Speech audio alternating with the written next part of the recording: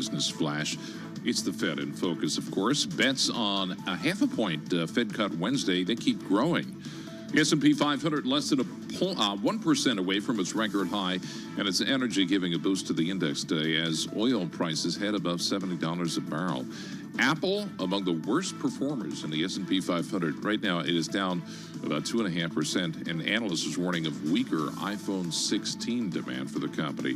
Bausch & Lomb shares, they're a standout, and for report, the eye care company considering selling itself to get away from its debt-laden parent company. Bausch & Lomb shares, they're up over 14% in today's trading. And right now, we have the S&P 500 3 points higher. That's at 5629. The Dow Jones Industrial Average up 246 points. That's a rise of 0.6%. And the NASDAQ 100 98 points lower. That is down 0.5%.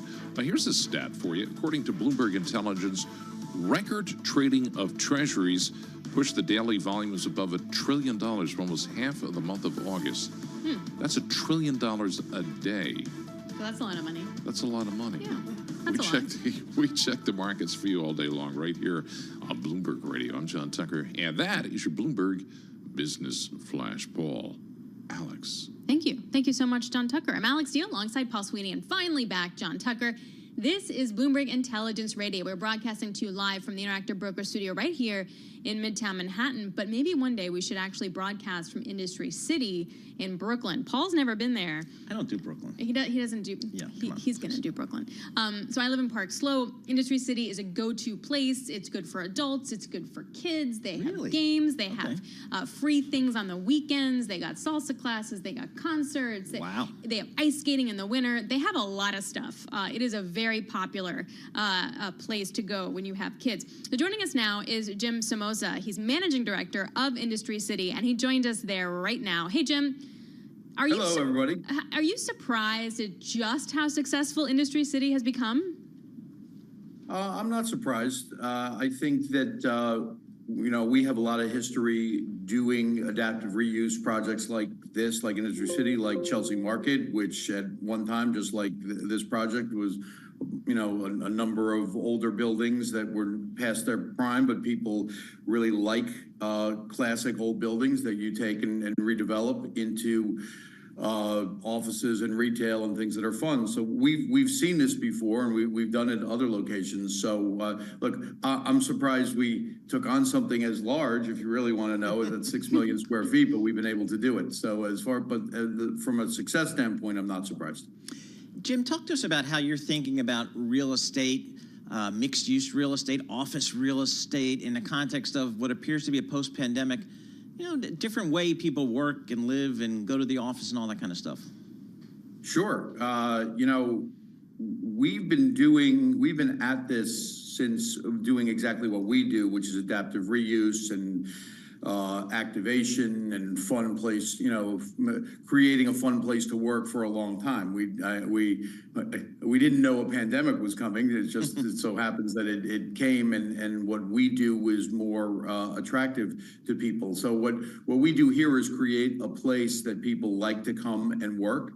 And so we've actually been at 80% of the employees that work at IC have been back in the office regularly for several years now. And so, that's kind of what we do, is create fun places to work that are not commodity real estate. I worked in many glass and steel office buildings in my career, and these are just more fun places to work. And people like coming to work when they come to places like this.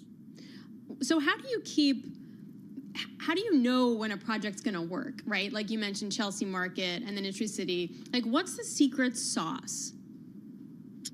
I will tell you. The secret sauce is, so what you first do is you start with the ground floor and the placemaking. And for us, when you do something like this, when you have a project, you need retail, you need food and beverage, you need shopping, you need things like that. But how do you do that without any foot traffic? Nobody wants to come and do retail with you when you do that. So what we did at Chelsea Market, and did the same thing here, is we went to wholesalers and commissaries and bakeries and things like that. People that really were interested in the production space more than retail. But they had to do retail with us. That was part of the deal, and we gave them a favorable rate in the beginning to do that. But they needed ground floor space. They needed space that had plenty of loading. Getting priced out of New York City was something that they didn't want. They wanted to be near their customers. So we would go to those, and you go back to Chelsea Market. Lobster Place was a classic example, wholesale fish, seafood place. For us, it was others, bakeries such as Colson's and Lilac Chocolates and things like that. Companies that really were interested in production space, but we wanted them to do retail. So that way, they're two businesses. You don't have to worry about the foot traffic in the beginning while you're getting this going, but what you do is you start to get retail and amenity type tenants on the ground floor and placemaking, and that's how you start to lease the upper floors. Once you start to do that, then you have tenants in the building that are just happen to be right next door to those retailers, and then the retail takes off. And if you're to answer your specific question, how do you know? You know when those folks, who, by the way, didn't really want to do retail with you in the beginning because you didn't have foot traffic, you know when those folks come to you and say, "How can you do more marketing for me? And can you get me more foot traffic? This is fantastic," because they're doing retail margins instead of wholesale margins in their space. As soon as that happens, that's when you know you got something. So, Jim, how about on the corporate tenant side? What type of companies want to be in a space like yours?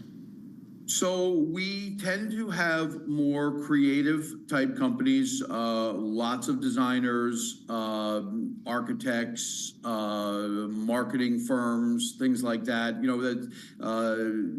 That's kind of very consistent with the Brooklyn market.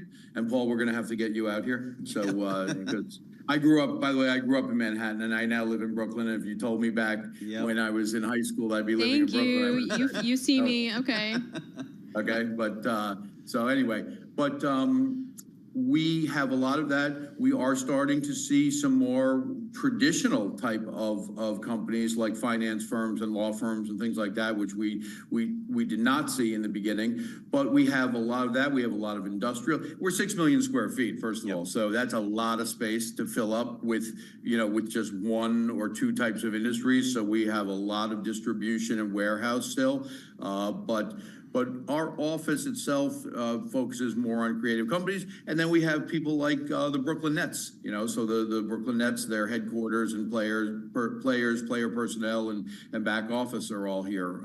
So it's really, it's a much wider range of types of companies than you would normally see in a project, partially because we are 6 million square feet and 16 buildings. So we have the ability to do things differently building by building that you may not be able to do if you were one or two buildings. Okay, so what are you going to do next? Like, what's on the Jim's list of things to do? We are looking at a lot more retail. One of the things that we've been very successful with is our home furnishings. So we've got ABC Carpet and Design Within Reach and Restoration Hardware and places like that. And we have City Foundry, our antique place. So we've really done and West Elm, we've done very well, and Kohler. See, I'm going to keep remembering as we keep going along. But we've done very well with the home furnishings and home goods sector. So we've become known as the place where if you want to come and shop for furniture and things like that in Brooklyn, this is where you come, because you can go to 6 different places. So we are continuing with that. That's very interesting to us. We are very design centric type of property. If you walk around, you'll notice that we do specific design elements that you may not see elsewhere. So that's kind of who we are, and it kind of makes us happy, and we enjoy doing that. That's what gets us, sort of out of bed in the morning. So we're going to continue to do that. We're going to continue to do more retail, food and beverage. We are continuing to grow Japan Village, which is one of the things that we are known for, which is a large Japanese eating, drinking, but now hard goods and cultural center. We started with them at 20,000 square feet. We've now gone to 60,000 square feet. We've got karaoke and Japanese barbecue and Japanese cooking school, Japanese bakery coming. So we're going to continue to do that. We continue to use our courtyards, which is one of our best assets, and that is just large outdoor space that kind of function like city parks, but they are not city parks. We own and operate them, so we do a lot of concerts and things like that. So I think that nothing really that different than what we've been doing from an activation standpoint. We are also very much getting into renewable energy. We have Equinor as a major tenant in a large piece of property just adjacent to us, which is the staging area for a large wind farm that's going on in the south coast of Long Island. So that has really sort of charged us up and made us attractive to other renewable energy companies and industries. And we're very interested in doing that, as well as biotech. You know, biotech is something that we are very interested in. You know, I think, and we're hearing this from a lot of people, you know, some folks that when they get out of school, they're not that interested in working in an office park in the middle of New Jersey. Nothing wrong with New Jersey. I go there a lot. Good disclaimer, Jim. We appreciate that. Good disclaimer, right? I actually have a house there on the Jersey Shore, just to be clear. So, but you know, what we're hearing a lot of, and we knew this, this is how we started doing this years even before the pandemic, is people want to work in places where they enjoy and they have fun and they meet people and there's a social life to it as well. And it turns out people, highly educated people coming out of school that are going into biotech want the same thing. And so we are looking into a lot of industries like that, which frankly was not originally something that we really thought about that much when we first started it, but that's how projects like this evolve. All right. Jim, great stuff, really interesting. I'm gonna have to head over there soon. You're never gonna come. Well, but my daughter lives in Brooklyn, so okay. I've been there, but yeah, it's just begrudgingly. Like, coming in the 80s, well, okay. Nobody went Very to different story. Just saying. But the best part for those of you who like to buy things, in the Design Within Reach, the super expensive mid-century modern furniture has an outlet store there. And if you go on Friday, Saturday, there's like an extra 20% discount. Like you can get an Eames chair for like $6 grand, $5 grand. For a chair? A chair? Eames chair. Eames chair. What's an Eames chair? Yeah. What? Look what I'm dealing with, you guys. Those chairs are like $8,000 to $12,000. Like they're right. They're really, really comfortable. Anyway, it's super fun. You get to go. It's like a scavenger hunt. Like ABC carpet. How do I spell it? I'm like basically shilling for Industry City. Eames, EAMES, chair, CHAIR. Got it. Those chairs. He doesn't know what an Eames chair is. Is this a Jersey thing? I don't understand. I don't know. Okay. Anyway, we're going to move on. Coming up, we're going to talk to Brian Levitt. He's global market strategist over at Invesco. What do you do into the Fed? Is there going to be a risk of disappointment no matter what the Fed does? And how do you position around that? Currently, we're looking at a market that's a little bit mixed. NASDAQ is off by 1%. The S&P is off by 0.3%. Dow Jones Industrial Average up by 0.2%. And bond market also a little bit mixed here. I'm looking at the 2-year yields up by almost 3 basis points. This is Bloomberg.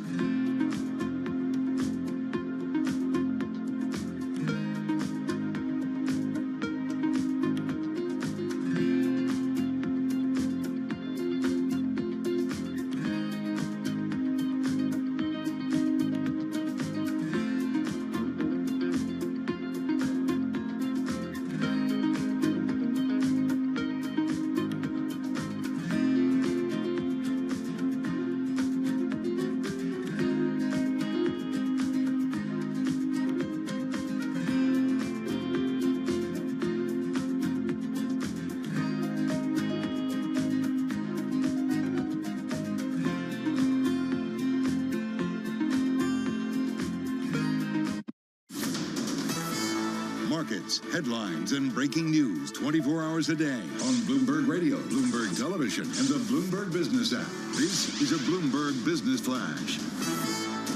I'm John Tucker in the Bloomberg Newsroom with this Bloomberg Business Flash. Information technology, biggest drag right now on the S&P 500. And that, of course, is home to Apple. Apple shares, they right now down 2.9%. As an analyst says, the latest iPhone demand looks kind of disappointing. The equal-weighted S&P 500, that hit an all-time high. There are hopes the stock advance is going to start to broaden out. This week, of course, it's the Fed in focus. Lori Calvasina at RBC Capital Markets firmly behind the idea of 25 basis point cut from the Fed this week. People's views of the economy, that's really where we see a big divide. RBC's view has been that we are not eminently on the cusp of a recession and the economy is pretty solid.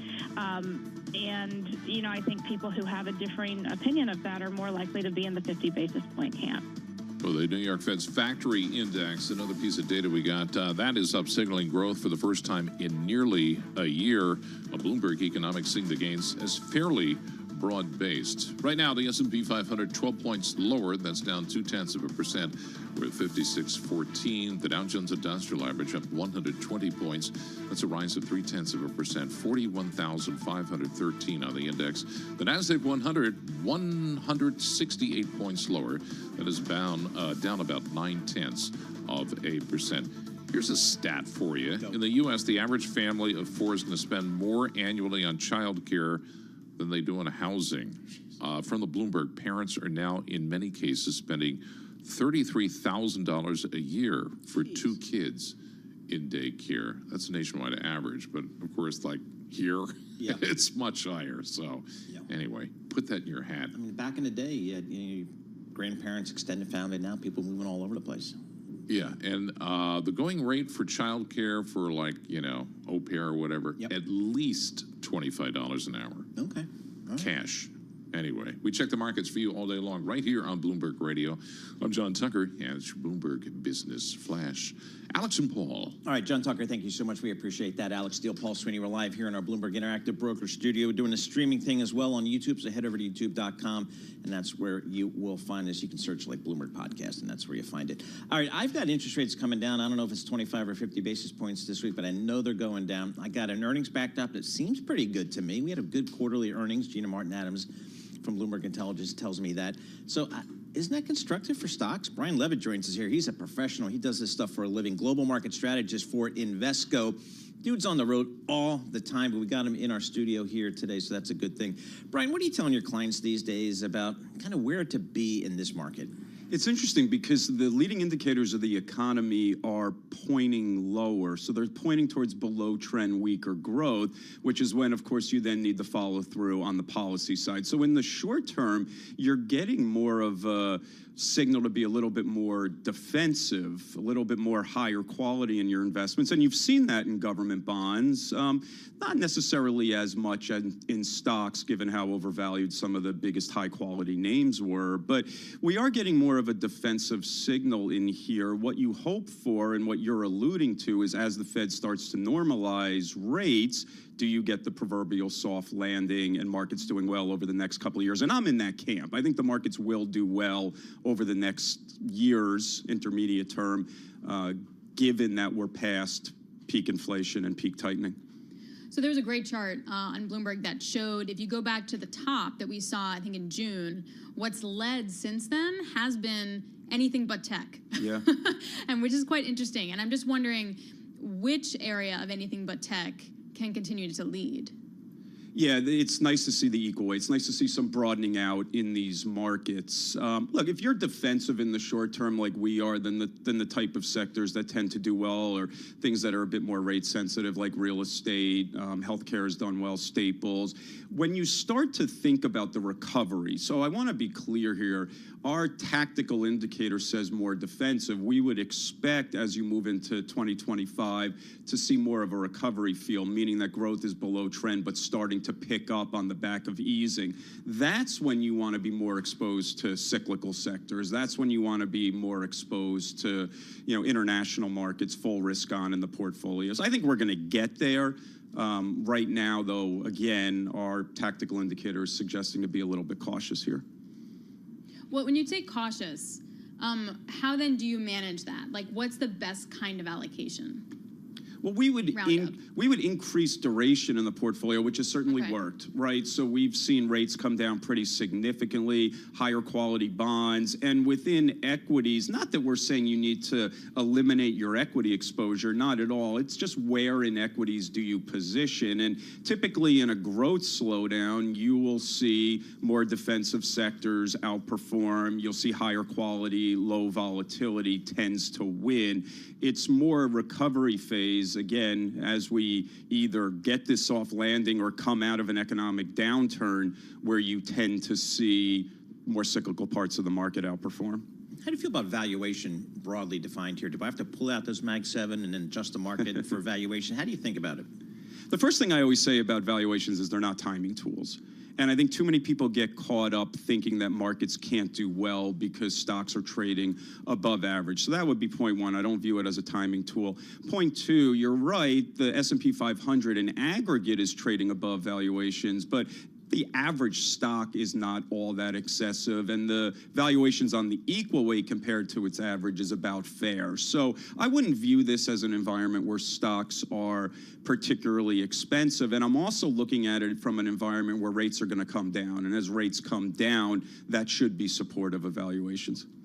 What do you do with, well, what do you think will be done with all the money in money market funds? As in, like, first cut, zoom, they come out and go to other things? Or is it like once we get the cycle going, is there a threshold rate where that money finally starts to move? Some of that money came out of bank deposits. Yeah, so it was money that... I know, I was one of them. Right, yeah. So if you're getting zero in the big money center banks, going to money markets at, 5.25 makes sense. Even at 3. Even at 3, right. So does all of that find its way into the equity market or the high yield bond market? Probably not. Some of that is still going to be considered a cash-like instrument. But I would advise investors to think about quickly, and we've been saying it for a while, how you're going to take advantage of the yields that presented themselves. You know as well as I do, in 2019, people were begging for 4%.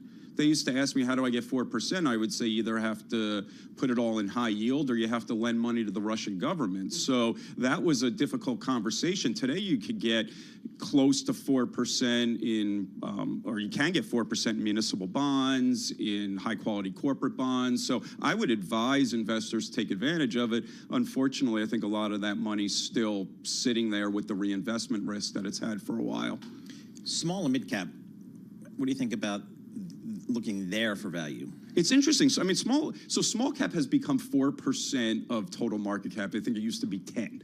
So over the next number of years, small cap should see good performance as that reverts to some type of mean. What's interesting is in a growth slowdown, which we're forecasting, small cap tends to not do well. Small cap has performed well on the expectation of lower rates and, lower rates across the yield curve. So I'd be a little bit cautious on small cap while we're maintaining a defensive posture.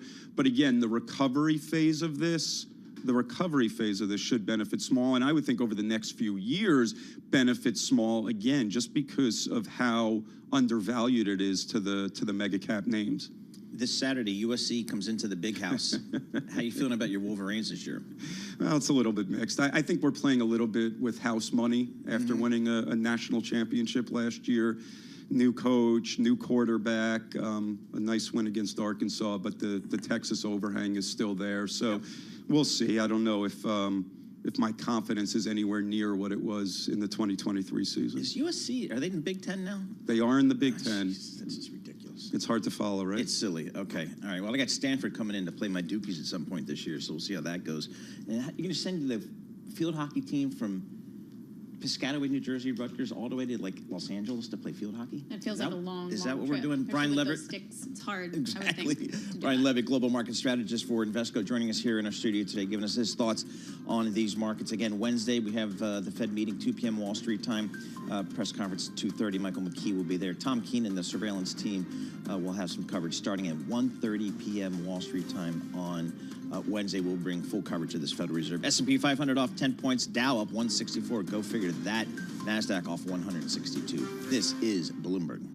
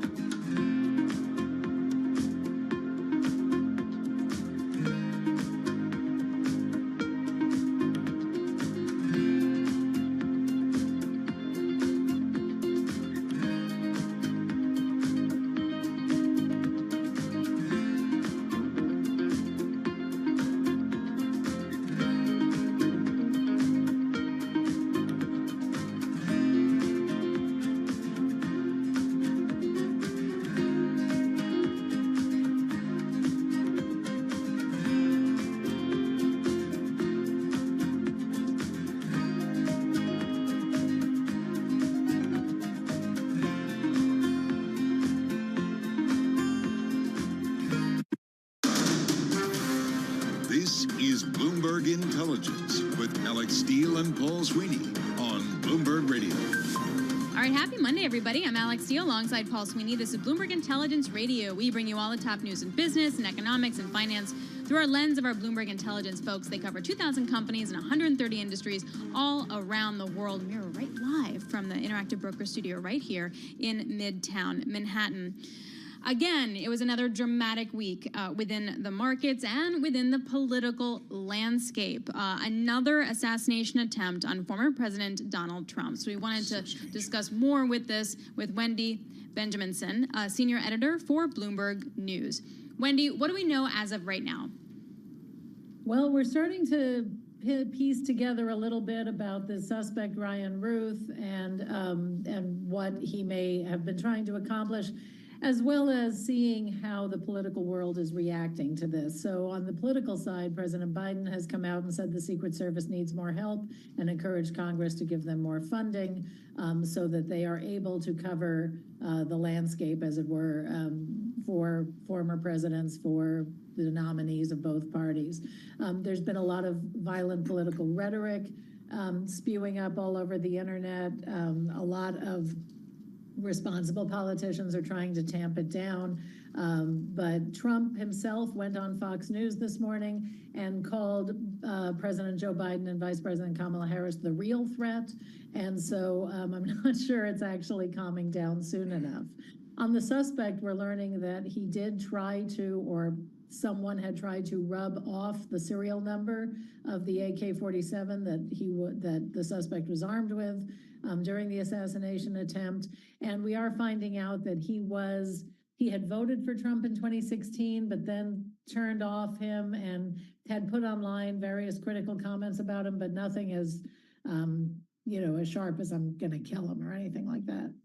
Wendy, I know coming under scrutiny once again will be the Secret Service, but as I think about, being out on the golf course, how do you put a ring around 1,000 yards or whatever it has to be around a golf course where you're smack out in the open for 3 or 4 or 5 hours at a time? Right. I mean, I'm not sure if I'm the Secret Service how I can secure that area. I'm not sure either, and I'm certainly no security expert, but I do know that when presidents... And I'm no golfing expert. Sitting presidents play golf, when Obama played golf, when Biden goes on the things he goes on, they are able to secure an area. Because Trump is a former president, he gets slightly less Secret Service protection than the sitting president, or that he did when he was president. And they were able to cordon off parts of the golf course, even Trump's own golf courses, while he was president. They ratchet that back a little bit now, and I guess but there are tremendous questions about how a guy armed with an AK-47 got within 500 yards of a president, golf course or not. Yeah. I mean, really unbelievable. When we take a look then at how that translates into the race, clearly the first assassination attempt was a huge boost in terms of President Trump's ratings, right? That was also in the middle of the debate debacle, what President Biden was or wasn't going to do. After the second here, what do we expect the reaction to be within polling? I don't expect, Alex, there to be a lot of a polling bump. There was a tremendous outpouring of sympathy and fundraising for President Trump after that bullet nicked the top of his ear in July, and he came up with that famous, fist pumping, I'm going to fight this off. That was a much more dramatic, much scarier event, but the poll numbers really didn't move that much. The poll numbers the biggest change in the poll numbers this entire cycle has been Joe Biden going out of the race and Kamala Harris coming in, and she has tightened the race tremendously. But since then, there's been very little movement in the polls, and I think the fact that this one did not end up in the same dramatic fashion that it did last time, and thank God no one was hurt, I don't expect this to really affect the polls that much, but we'll see. Wendy, are we going to hear from Vice President Harris in terms of any type of media availability between now and the election, do you think? Well, yeah. Well, she's laughing at you now. I mean, wow, okay. No, it's a funny question. But she has started doing some, she did a local interview last week when she was campaigning. I'm afraid I don't remember which state. I think it was North Carolina, where she did some local media interviews. She's been starting to do that more. You are right in assessing the feeling that she does not do enough unscripted events. I think after the debate, which was a largely unscripted event, that she sort of felt like she'd done her bit for a little bit, but I do expect she is campaigning every day this week. Most importantly, today she's meeting with the head of the Teamsters in the hopes of getting an endorsement from that important union. And then I think we'll probably see her do at least local interviews. All right. Wendy, thanks a lot. Really appreciate it. Wendy Benjaminson, a senior editor for Bloomberg News, joining us on that. Here's a random story for you that I immediately thought of you. Yep. Chipotle. Yes. Their robots expedite avocado mashing and burrito bowl assembly by a lot. So they can peel your avocado in 26 seconds. That sounds fast. Really fast. Those things are so hard to peel. Then you get avocado mush in your fingernails. Oh, then you have terrible. to get the pit out, and you're like slamming the knife down. Like maybe, maybe not. You hit your hand. Apparently, they can do this in 26 seconds. Well, this could be big news for the behind-the-counter Chipotle. Yeah, because it would also avoid any sort of skimping complaints or anything like that. Because they've gone overboard. Now they've gone overboard the other way, Chipotle. Now they overfill their stuff because they were caught on social media. So now instead of getting 3 hard tacos, I get 2. Yeah, exactly. But if it was a robot doing it, I know, then it would all be the same. All be the same. Mm-hmm. Okay. It goes through 5.2 million avocado cases at restaurants in U.S., Canada, and Europe. Wow. Like, take that in for a second. All right, we have another great hour for you of Bloomberg Intelligence. Stay with us. We're going to break down all the market moves. This is Bloomberg.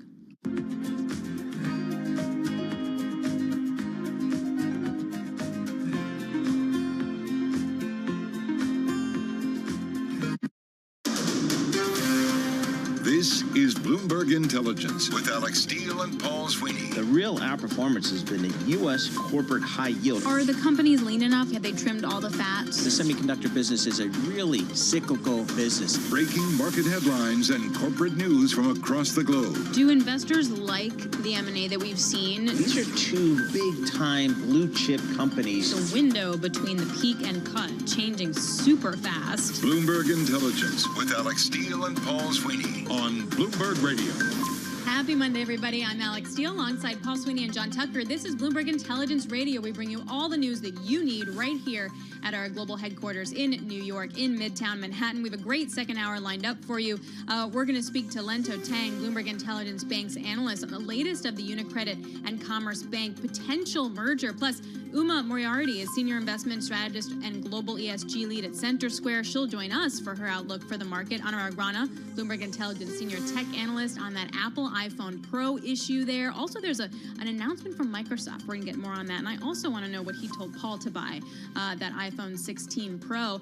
And it is Monday, so we're going to go to Bloomberg BNEF and talk to Bo Quinn, a carbon analyst on the global carbon market. But let's kick it all off with a business flash with the one and only John Tucker. John? All right, the major averages mixed right now have hints of rotation. Equal-weighted S&P 500 actually hit a record. Technology, that's a drag today as Apple is currently down 3.25%, with an analyst expressing worry of demand for that iPhone 16.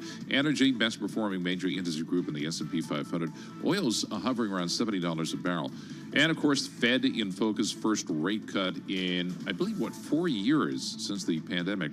Widely expected Wednesday. George Gonsalves at MUFG, he's betting on a jumbo cut from the Federal Reserve this week. The market's screaming for a 50 bip cut. The macro markets are signaling at that, and we're in that view, as you know. I think we're one of the few houses, if not two, that still maintain the 50 bips makes the most sense. Bausch & Lomb, that's one of the standouts today, climbing right now up 13.4%. As for the major averages, S&P 500 down 0.3%, 17 points lower, 56.08 on the index. The Dow Jones Industrial Average up 120 points right now. And the NASDAQ 100, 206 points lower. That is down 1%. Oh, yeah, Disney claiming the top prize at the Emmy Awards, Best Drama for Shogun. So this is the first series in a language other than English to claim. Well, it was in Japanese. You saw it, right? I didn't see it. Tom saw it. He's all over it. Yeah, but it's in Japanese, right? We've got subtitles? Okay. All right. Subtitles? Okay, whatever. Yep. Shogun set a record for the most wins by the single show in a year, 18 across the primetime Emmys. And we check the markets for you all day long, right here on Bloomberg Radio. I'm John Tucker. That's your Bloomberg Business Flash. Alex and Paul. All right, John Tucker, thank you so much. We appreciate that. Alex Steele, Paul Sweeney, we're live here in our Bloomberg Interactive Broker Studio. We're streaming live on YouTube as well, so check us out there. All right, after a tough opening weekend loss to Notre Dame, Texas A&M has won 2 in a row, including a win last weekend over Florida. They're going to welcome in Bowling Green this coming weekend. Why are we talking Texas A&M football? Because we're talking to Jess Metton. She is probably, when you think about it, the most famous alum coming out of Texas A&M ever. Okay. So I'm going with that. I like that. I totally buy it. When you say sports, I tune out. I don't know if that's accurate, but I'll go with that. We'll check with that. But she's going to tell us what's happening with these markets. Jess, what do you have for us? So looking ahead, obviously, we know the Federal Reserve rate decisions coming on Wednesday, but of course, we have other central banks coming as well, with the Bank of England on Thursday and the Bank of Japan on Friday. So I watched the dollar yen and the S&P 500 futures because they track and are correlated very closely, but the Bank of Japan is expected to keep rates steady there. So obviously all eyes on the Federal Reserve. So I was actually looking at positioning heading into the Federal Reserve meeting. I have some data that was compiled by Deutsche Bank. So actually more of the defensive oriented corners of the market, but then also at the same time, the ones that benefit from rate cuts. If you're thinking about real estate, consumer staples, and things of that nature. Also healthcare, financials, those are the ones where you've seen positioning being upped there in recent months, and especially in the latest week heading into this week where the hedging is concerned. And then also when it comes to mega cap tech and growth corners of the market, because they were at more extremes in July. Conveniently, obviously, when the S&P 500, the NASDAQ 100 were both close to their all-time highs. I mean, the S&P 500, just for context, I mean, it's still just 1% away from that July 16th record. But nonetheless, when you were looking at the positioning being stretched in technology, that's where you've seen that come down. But the caveat is if the, Chris Murphy was saying this over at Susquehanna when I was talking to him, if the AEI train keeps going and then investors are potentially still off sides, I know a lot of times people want to talk about weak seasonality at this time of the year, also the election in the fall. Still, if you're caught off sides, you might have to be forced to jump back in there. So that's important to look at that. And then options pricing for the swing for the S&P 500 on Wednesday after the Federal Reserve decision. Right now, Citigroup is expecting a 1.2% swing in either direction for the broad index. So that would be the largest implied swing since March of 2023, which obviously was during the height of the regional bank tumult that we saw that year. So 120 basis point swing. Correct. For the S&P on Wednesday. Yes. Wow. To the up or downside. Yes, exactly. So that would go in either direction there. So, do we know if tech is still the safety trade? Like, I appreciate the fact that that it's trading heavier. I appreciate the fact that from that peak in June, it hasn't surpassed some of the other peers in the index. But in general, even in a buy the dip scenario, is tech safe? Well, that's the $1 million. Well, if you look, for instance, today, the MOV function in the terminal, it's actually more of the Apple suppliers that are bringing the broader index, kind of keeping those gains in check. So if you look at, say, companies when it comes to Corvo, QRVO is the ticker symbol on this. It's actually the biggest decliner in the S&P 500 today, and then followed by Skyworks Solutions, as well as Micron Technology. MU is the ticker symbol for Micron, and SWKS is the ticker symbol for Skyworks. So actually, if you're looking at that, really, it's only earlier when I was looking too on the WEIB function, when you want to look at sort of the daily decliners versus those that are gaining in the S&P 500. I mean, you only have 129 decliners right now, roughly 26% of the index that is lower, and then you have 74% of the index higher, but a lot of those are more of the mega cap tech names that are more heavily weighted. So say Apple right now, the fourth biggest decliner in the S&P 500. You also have Broadcom, the fourth biggest. So even behind those Apple suppliers, when you do have major kind of heavyweights there, that's actually keeping the gains in check. But actually, even to your point, though, when you're asking about tech being sort of the safety trade, you're still seeing flows going into, when it comes to mutual funds, into technology stocks, even though it's not quite as robust as we would have seen in the first half of the year during kind of the AI frenzy there. Even when you're seeing money flowing into these more income bomb proxy-like corners of the market, whether it's, say, utilities or real estate, you are still seeing a bid for technology as well, Alex.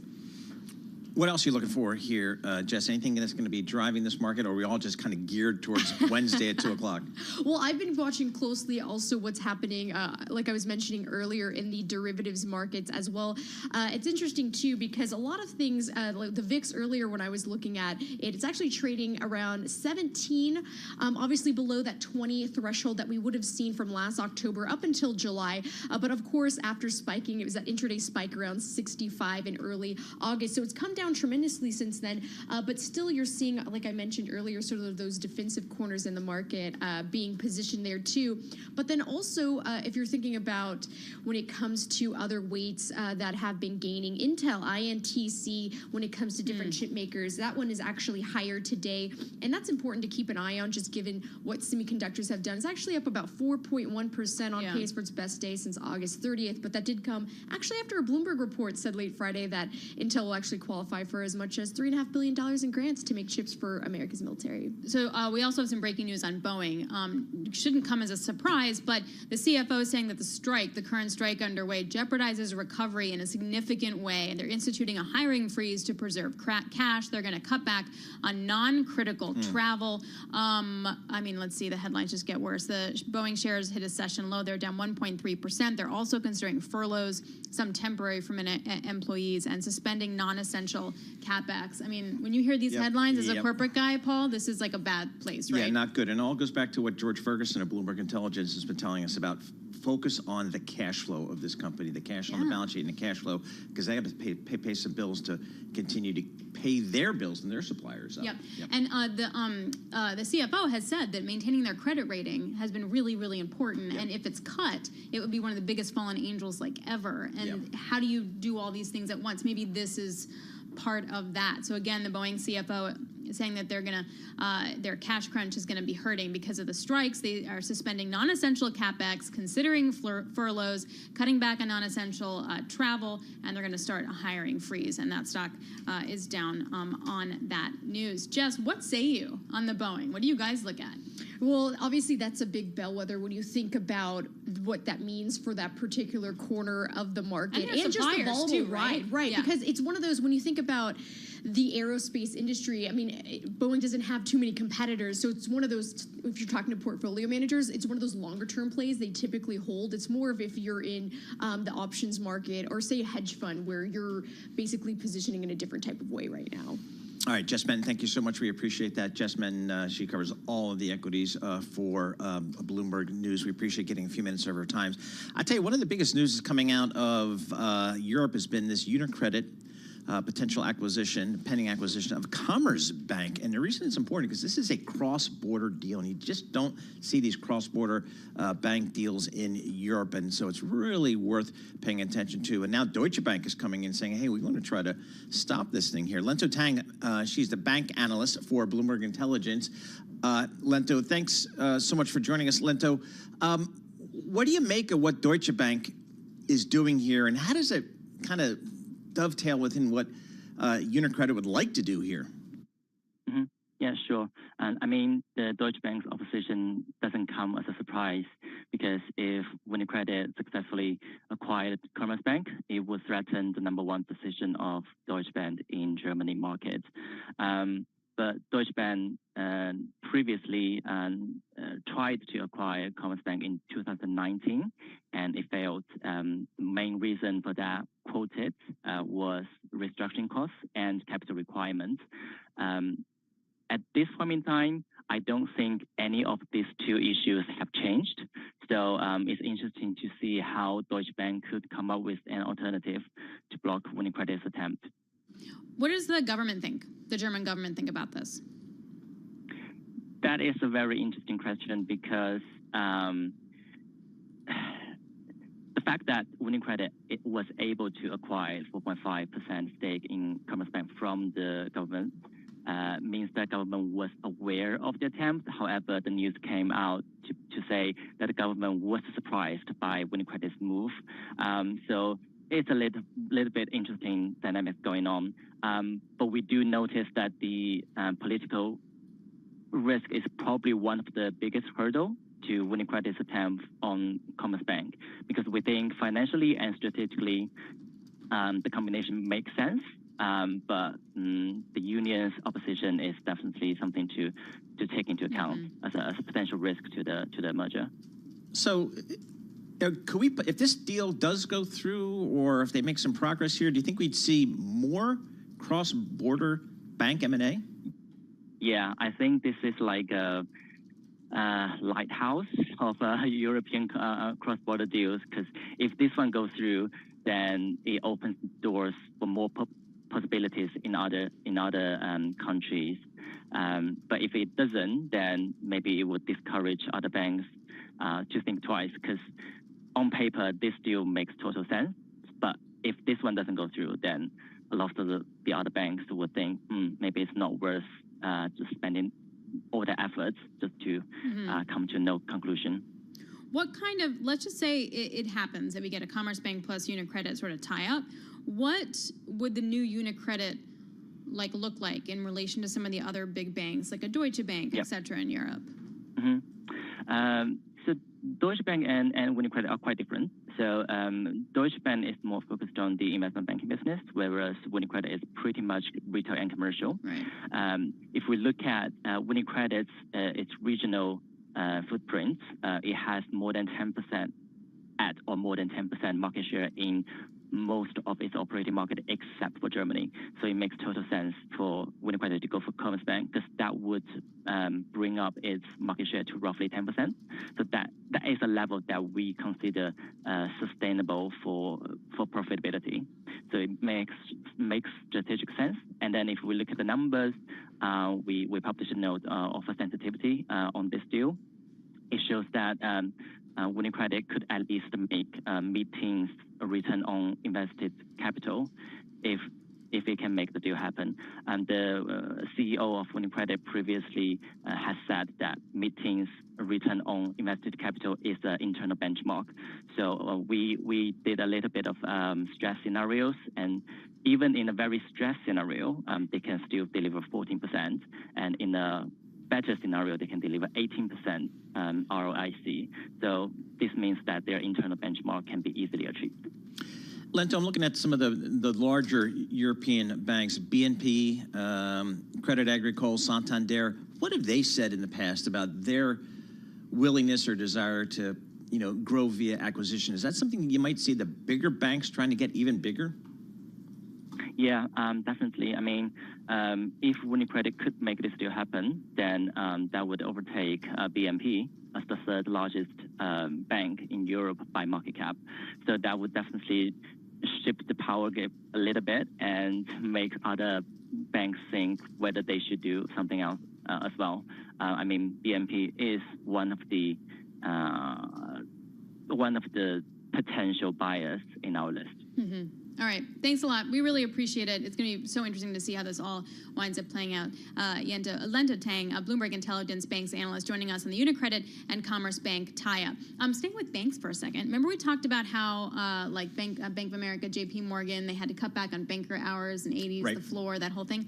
Apparently, the Lazard CEO says the junior bankers are open to long hours as long as it's interesting work.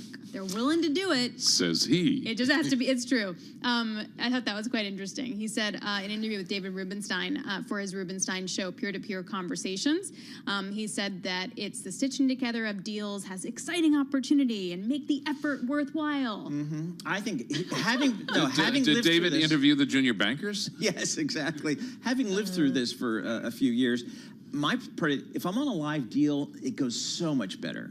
And the time just flies, and you don't really mind it because you feel like you're going to hang a revenue number next year, even though you're like 10th on the deal team. However, if it's just making pitch books to just kind of do stuff that is not going to generate any revenue, and it almost feels like it's just busy time. Yeah. Then you're like, it's not 9 o'clock. I'm kind of done, guys. But maybe you can't walk out on that 9 o'clock because everybody else around you is still working. So that's when it got frustrating. Right. I have a hard time understanding that's efficiency. That doesn't feel very efficient to me. Or you have to do those pitch books and work on those Excel spreadsheets. So in 2 years, when you're not the junior banker, you actually know how to do that and can digest the numbers without needing your Excel spreadsheet. Yep. That's all part of it. But again, if you're working on a live deal, it makes the time go so much quicker, and you're more committed to it. It's more exciting because you're talking to people, you're talking to other bankers, lawyers, getting all that kind of stuff going. And meeting the company, learning about the company and all that kind of stuff. So. And to be fair, Lazard CEO said this in response to a question about why junior bankers even put up with the 80 to 90-hour work Well, week. for every opening, there's like 10,000 resumes for every opening. And even apparently today. they like the interesting work, or so they said. All right, coming up, much more on Bloomberg Intelligence. Uma Moriarty is senior investment strategist at Global ESG Lead over at Center Square. We're going to get her take on the market. And Anurag Rana will join us on Microsoft and Apple. This is Bloomberg.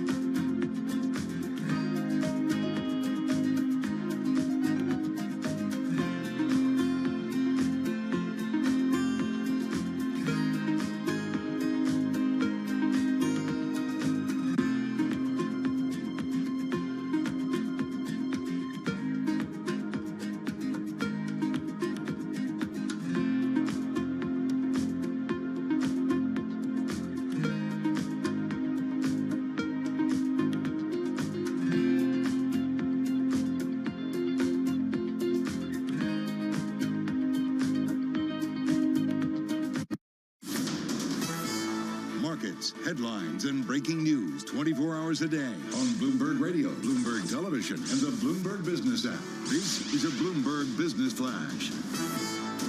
And I'm John Tucker in the Bloomberg Newsroom with this Bloomberg Business Flash. Major stock averages mixed as we went for a Fed rate cut Wednesday.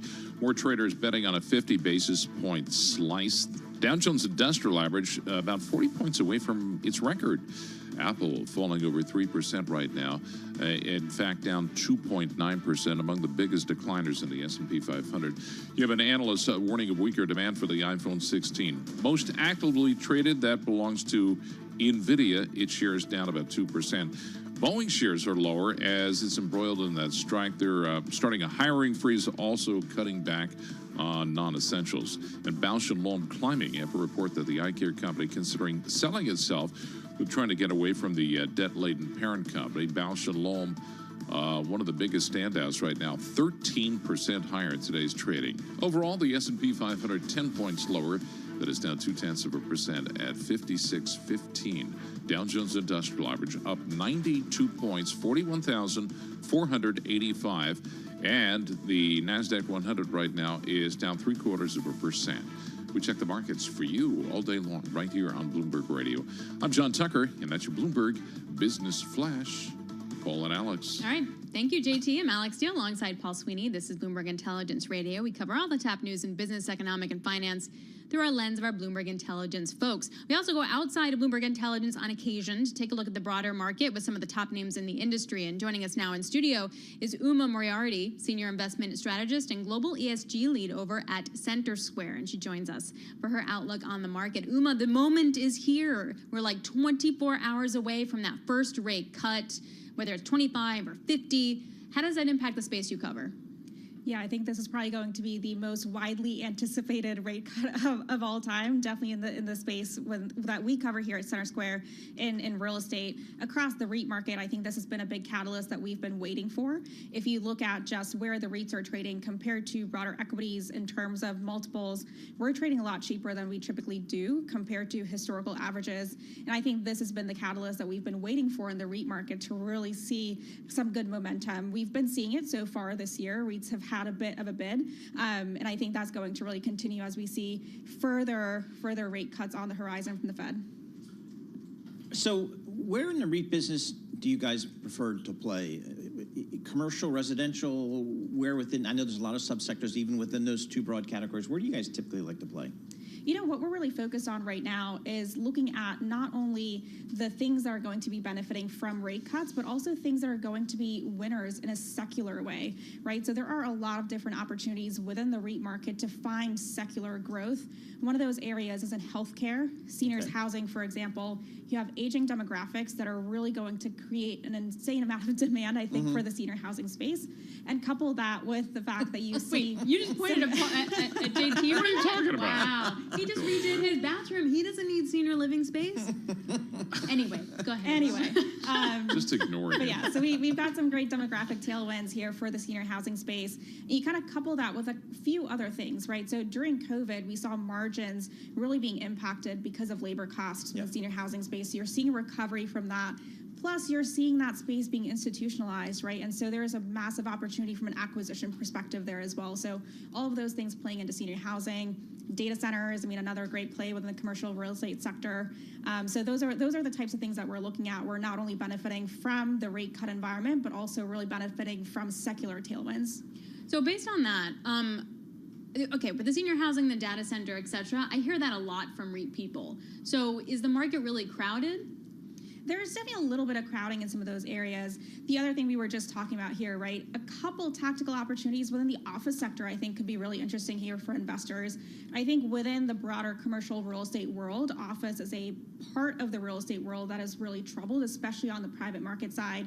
Whereas the REITs have top-tier assets. I mean, you think about the best assets here in New York City, they're really owned by the REITs. The REITs have great balance sheets, low leverage, access to capital from the unsecured bond market, from the equity market that you just don't have across the private market.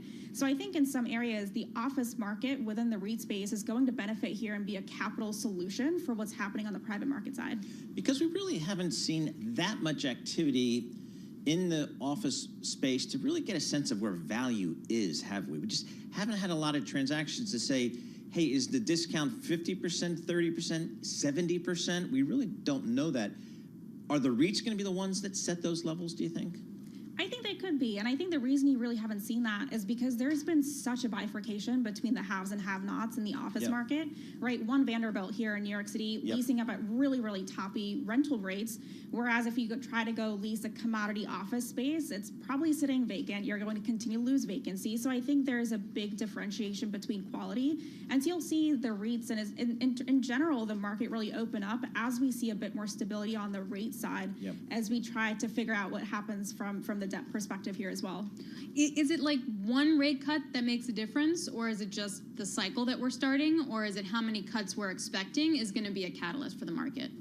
I think just the fact that we're getting rate cuts and we're kind of out of this potential like you're rate off the hike top, situation, basically. right? Exactly, and you get a little bit more clarity in terms of where things are going. So I think this week when we get some economic projections from the Fed, will be important to see where that dot plot sits at the end of this year, at the end of next year, to see where they're going from a rate perspective. That being said, a lot of real estate also really prices off of the long end of the yield curve, right? And we've seen that kind of a little bit range bound around the 3.5% to 4.5% range. And so you'll see a bit more price discovery as we kind of accept that that's where long rates end up staying versus where we had been seeing those rates kind of post GFC through COVID at significantly lower levels. All right, let's say I'm a real estate investor. I've got some equity behind me. I strike a deal to buy one of these office towers on 3rd Avenue, 46th Street at maybe 50 cents on the dollar.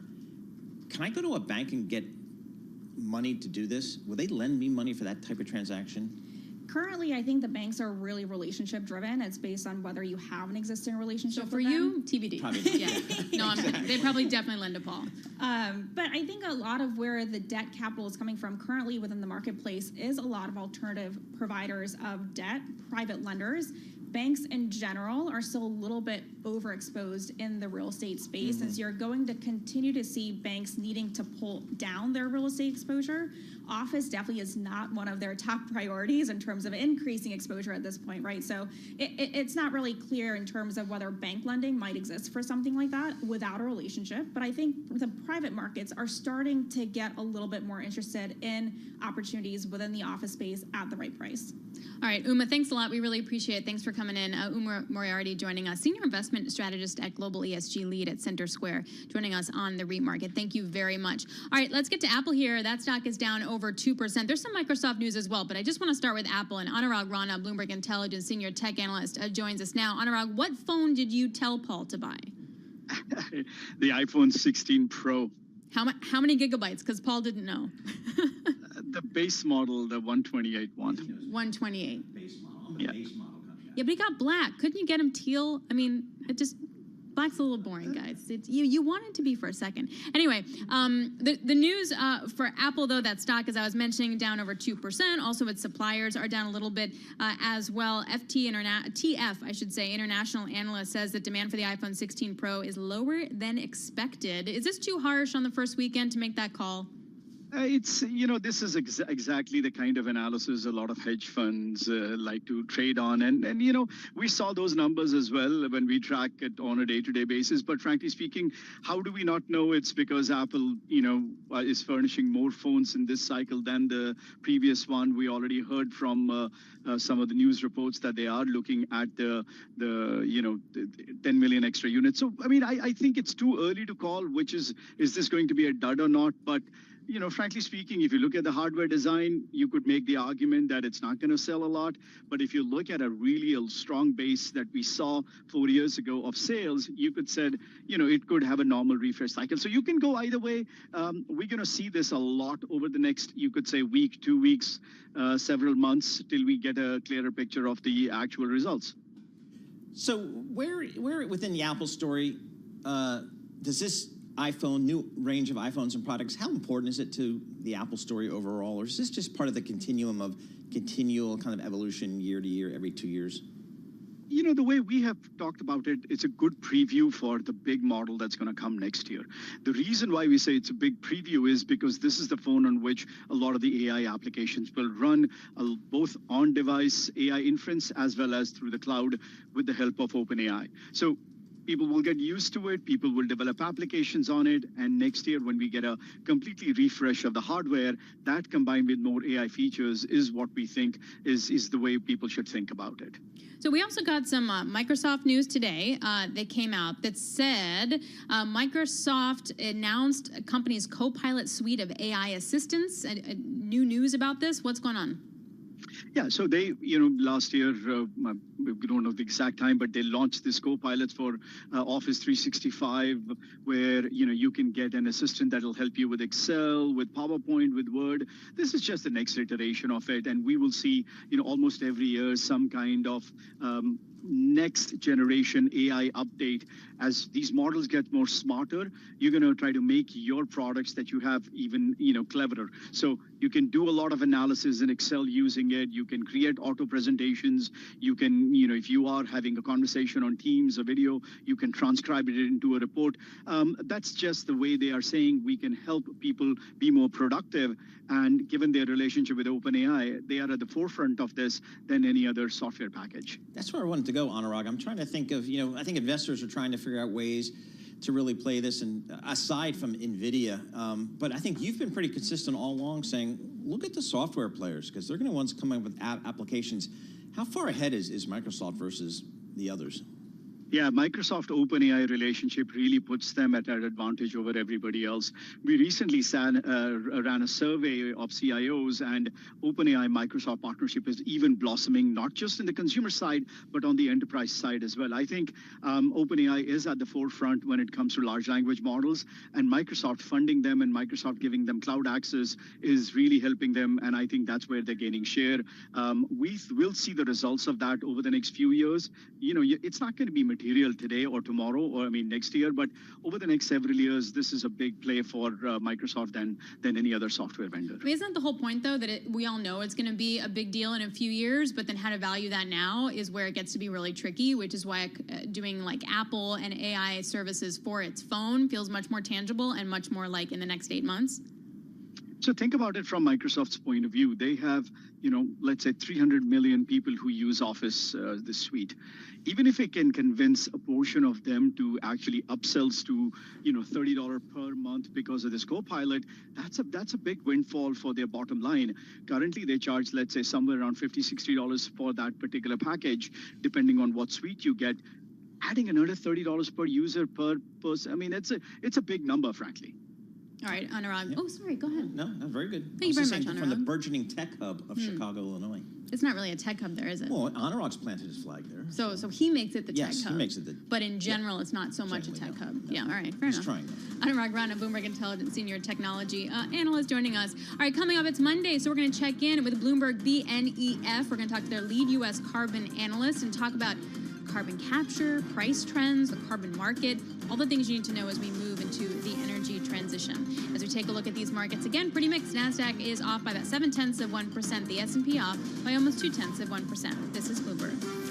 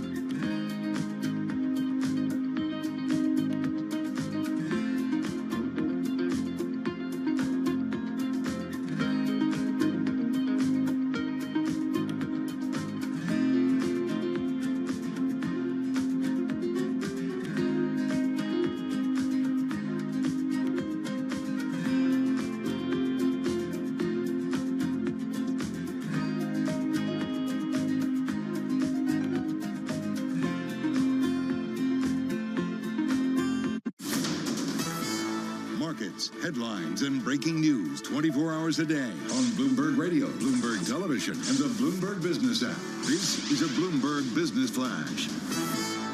And I'm John Tucker, in the Bloomberg Newsroom. This Bloomberg Business Flash, brought to you by Commonwealth. Join over 2,000 independent financial advisors who are taking control of their growth with advisor-centric support and future-ready technologies. Grow on your own terms with a partner dedicated to your success. Go to commonwealth.com to learn how. Dow Jones Industrial Average been hovering near a record as we see a bit of a rotation from tech. Information technology, biggest drag on the S&P 500, and that's where you can find shares of Apple. They are down close to 3%, lower on concerns about iPhone 16 demand. Fed rate cut carved in stone for Wednesday. Well, the question, of course, how big?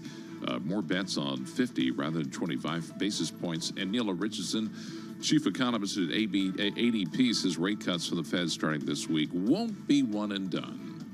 It's going to depend on the strength of the consumer. And so when you look at retail sales, when you look at consumer spending, the bulk of the economy, if the consumer is still holding up, what that means is that the Fed is going to be cutting into a pretty good economy. And we don't have a lot of benchmarks for what that looks like. The Dow right now, 85 points higher. That's up 0.2%, 41,480.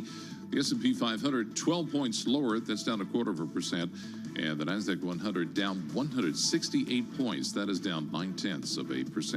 And we check the markets for you all day long right here on Bloomberg Radio. I'm John Tucker. That's your Bloomberg Business Flash. Paul and Alex. All right, JT, thank you so much. We appreciate that. Alex Steele, Paul Sweeney live here in our Bloomberg Interactive Broker Studio. We're also streaming that video thing. That's live as well on that, I don't know, some internet thing. I don't know, YouTube. YouTube, I think, yeah. I think, yeah, go to youtube.com and search Bloomberg Podcast. More news out on Boeing today. Boeing freezes hiring, considers furloughs after the workers' strike. Plane makers suffering from cash drain made worse by a strike, and the credit rating at risk of dropping below investment grade. The stock's down 1.3% today, setting yet another 52-week low. Let's get the latest reporting on that. Sid Phillips joins us. He's a Bloomberg News deputy team leader for global aviation. This sounds like, again, putting in some serious cost controls here, trying to freeze some of their spending. How bad is it at Boeing? It's pretty bad at Boeing. I mean, Boeing's been trying to get their production back on track, but they seem to get sort of many missteps after misstep. And the latest issue is the worker strike. And no one really knows how long this is going to go out for, because the workers, they voted to strike on last week, and we're on day 4 of the strike. That means the production of the 737, the production of the 767, and the 777 are all halted, because essentially the Seattle area factories are sort of halted production. And without that, there's very little sources of cash for Boeing. So Boeing has no choice but to sort of hunker down and preserve cash as they look to get through this strike. So if that's the case, and this is sort of SOP, is this SOP enough to avoid that credit rating downgrade?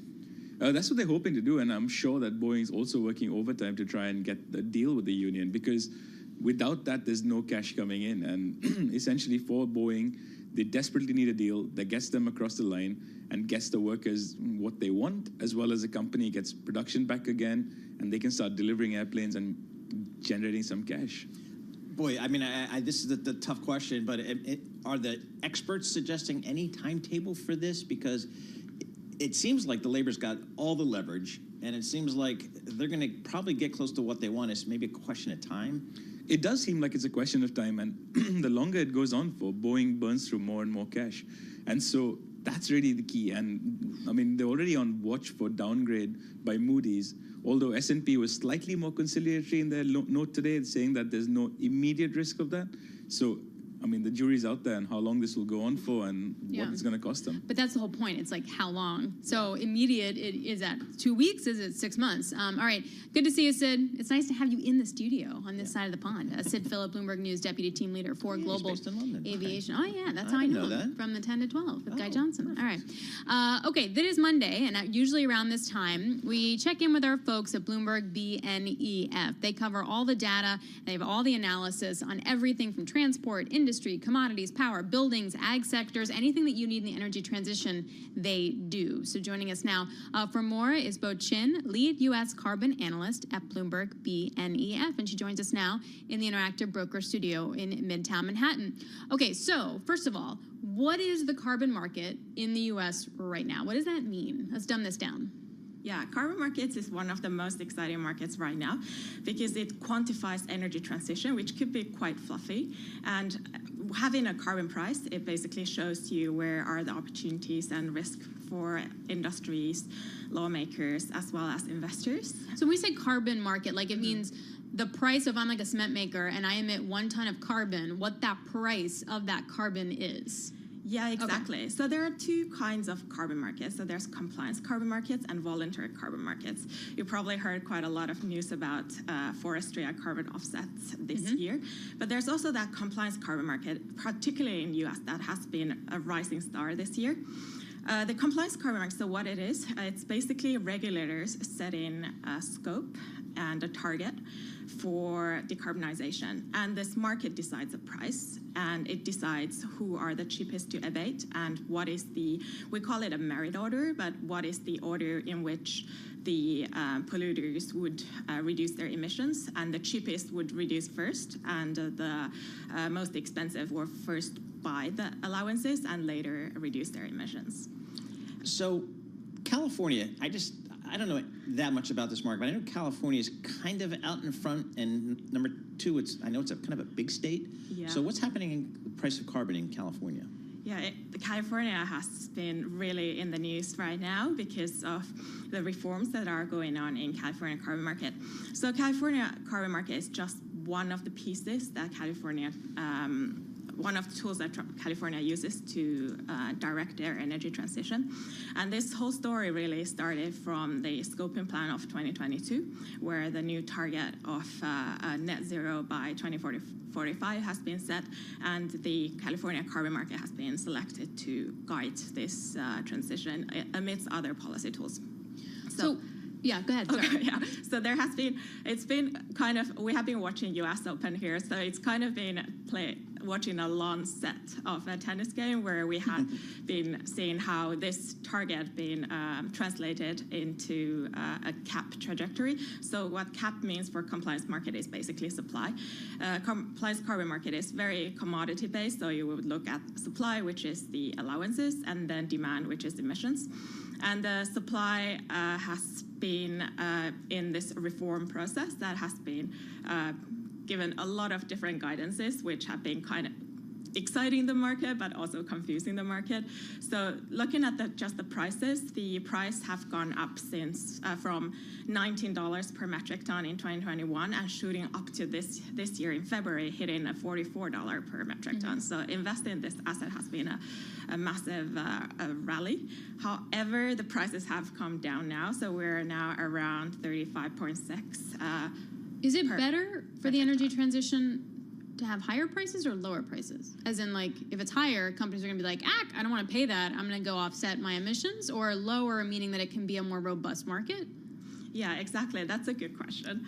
We typically want a gradually increasing price, so that it shows an incentive for industrials and compliance entities, or just entities in general, to decarbonize. But we don't want big price volatility because that could make it difficult to direct strategy and make those big investments to clean tech. And this is why also we do think, like, in US, it's important to make sure that we have big enough carbon markets. So we mentioned California. California is the biggest carbon market right now, and it's linked with Quebec in Canada.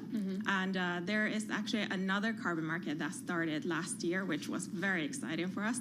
It was Washington State, and it hit a carbon price of $73 per metric ton in the futures market, which was very exciting for us. This is the record price ever in US, and it's right next to California, which there has been also bills proposed to link these carbon markets together, and we do see that this would be great for both of these carbon markets. One is because it would reduce that price volatility we mentioned, but also bring the carbon leakage down as well as But we got to leave it there. We're up against a break. But Bo-Chin, thank you, Bloomberg BNEF carbon analyst, joining us there. Coming up next is our Bloomberg Big Take, Lily Meyer, Bloomberg News reporter on Nike.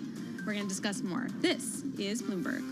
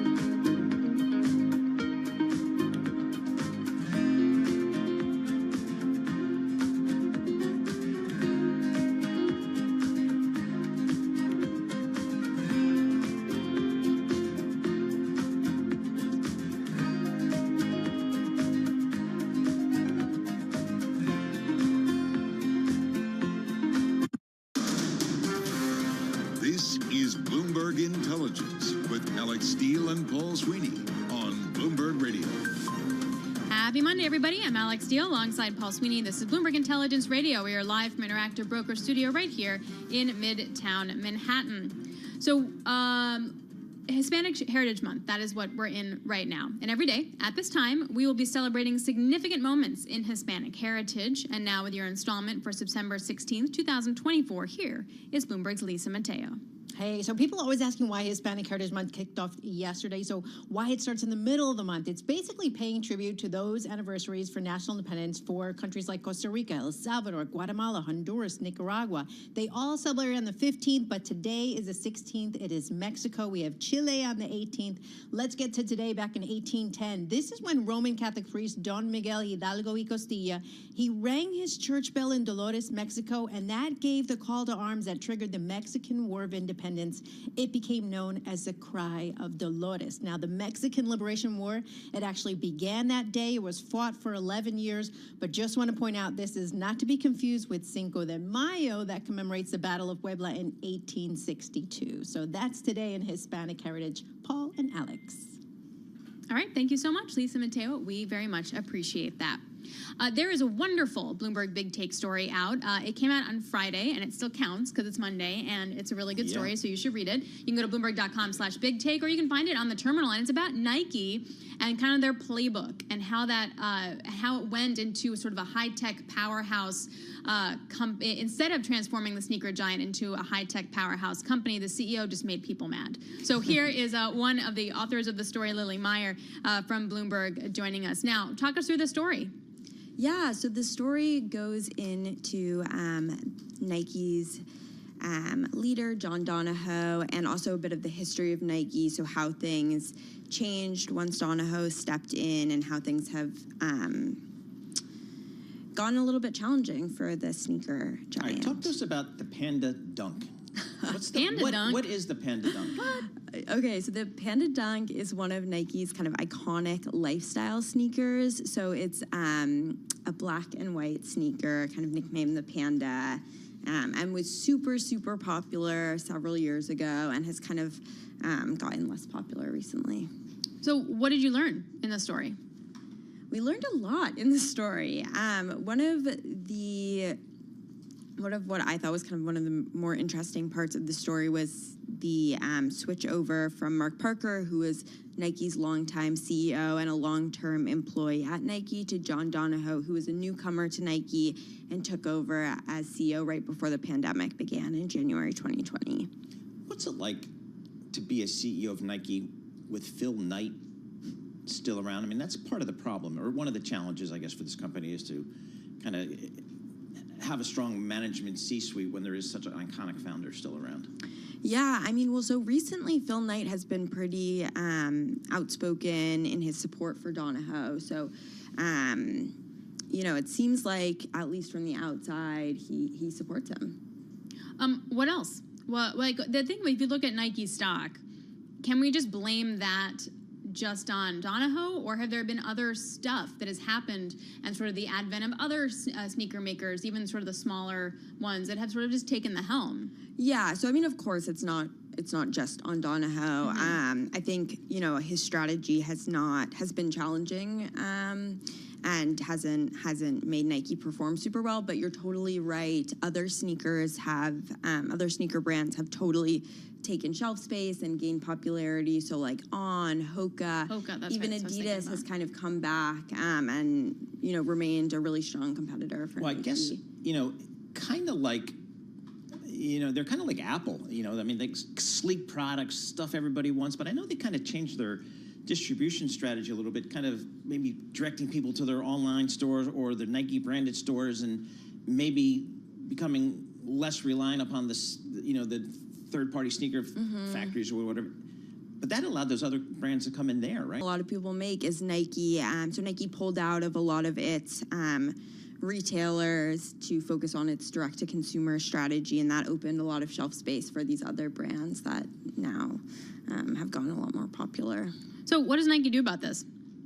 That is a great question. Does anyone know what Nike should do about this?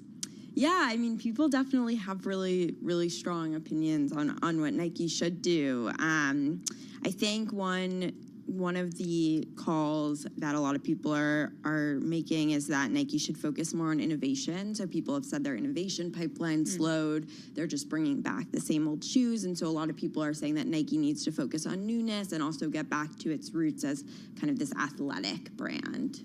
All right, Lily, thank you so much for joining us. Really appreciate it. Lily Meyer, Bloomberg News reporter.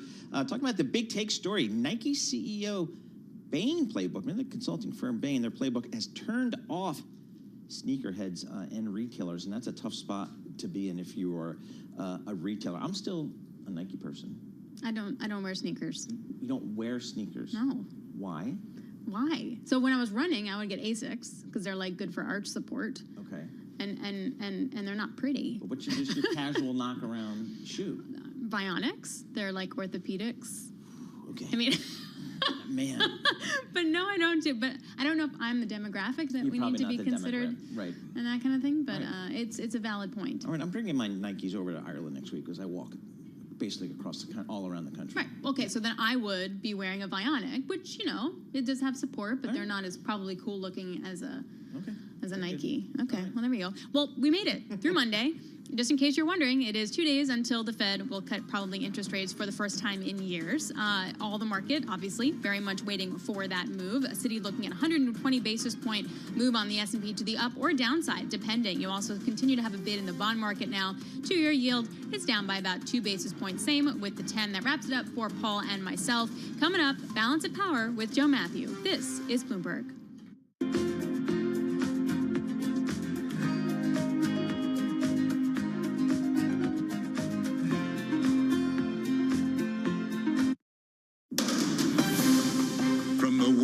Politics to the world of business. This is Balance of Power.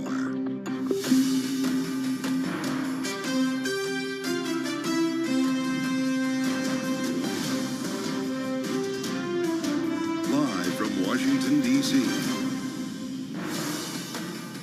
50 days to the election, and the campaign takes another wild turn. Welcome to the fastest show in politics as the FBI investigates a second now possible assassination attempt on Donald Trump, who today is set to meet with the head of the Secret Service. We're joined at another remarkable moment in American politics today by Bloomberg political editor Laura Davison and by our signature panel. Jeannie Shanzano and Rick Davis are with us, Bloomberg politics contributors.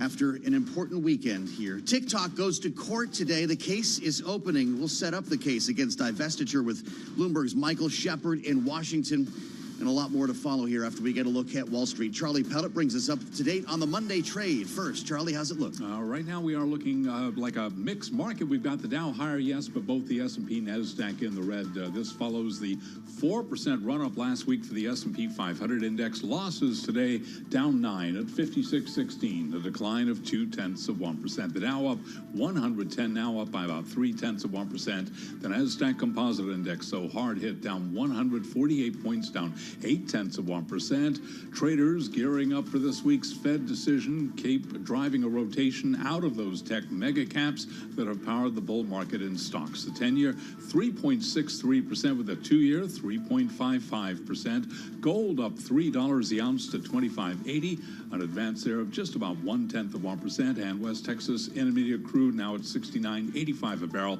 up by about 1.7%. Now, what about markets and the November election? David Bahnsen is Chief Investment Officer at the Bahnsen Group. It's a coin flip on the presidential side. I think it's advantage Republicans on the Senate, but it's not a shoo-in. They're very likely going to lose almost every seat that they could have won, but they're probably going to win Montana, and they certainly will win West Virginia. That's going to be a 51-49 Senate. So the big market things that could come, when people are going to talk about something absurd like taxing unrealized capital gains, it's never going to happen.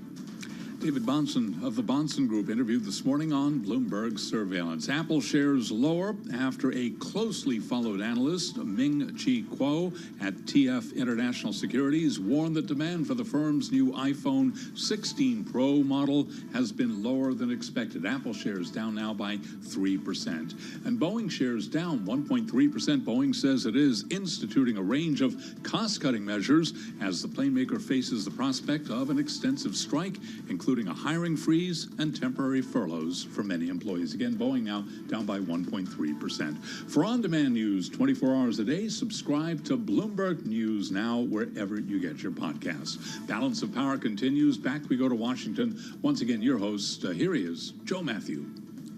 All right, Charlie Pellet, thank you, and thank you for being with us here on the Monday edition of Balance of Power, a new week at hand, and we're live from Washington here on Bloomberg Radio, on the satellite radio, and on YouTube, where you can find us every day, and I know that you are finding us there. This is something pretty cool that we have going from Washington to New York, live streams from our studios. Find us on YouTube, search Bloomberg Business News Live.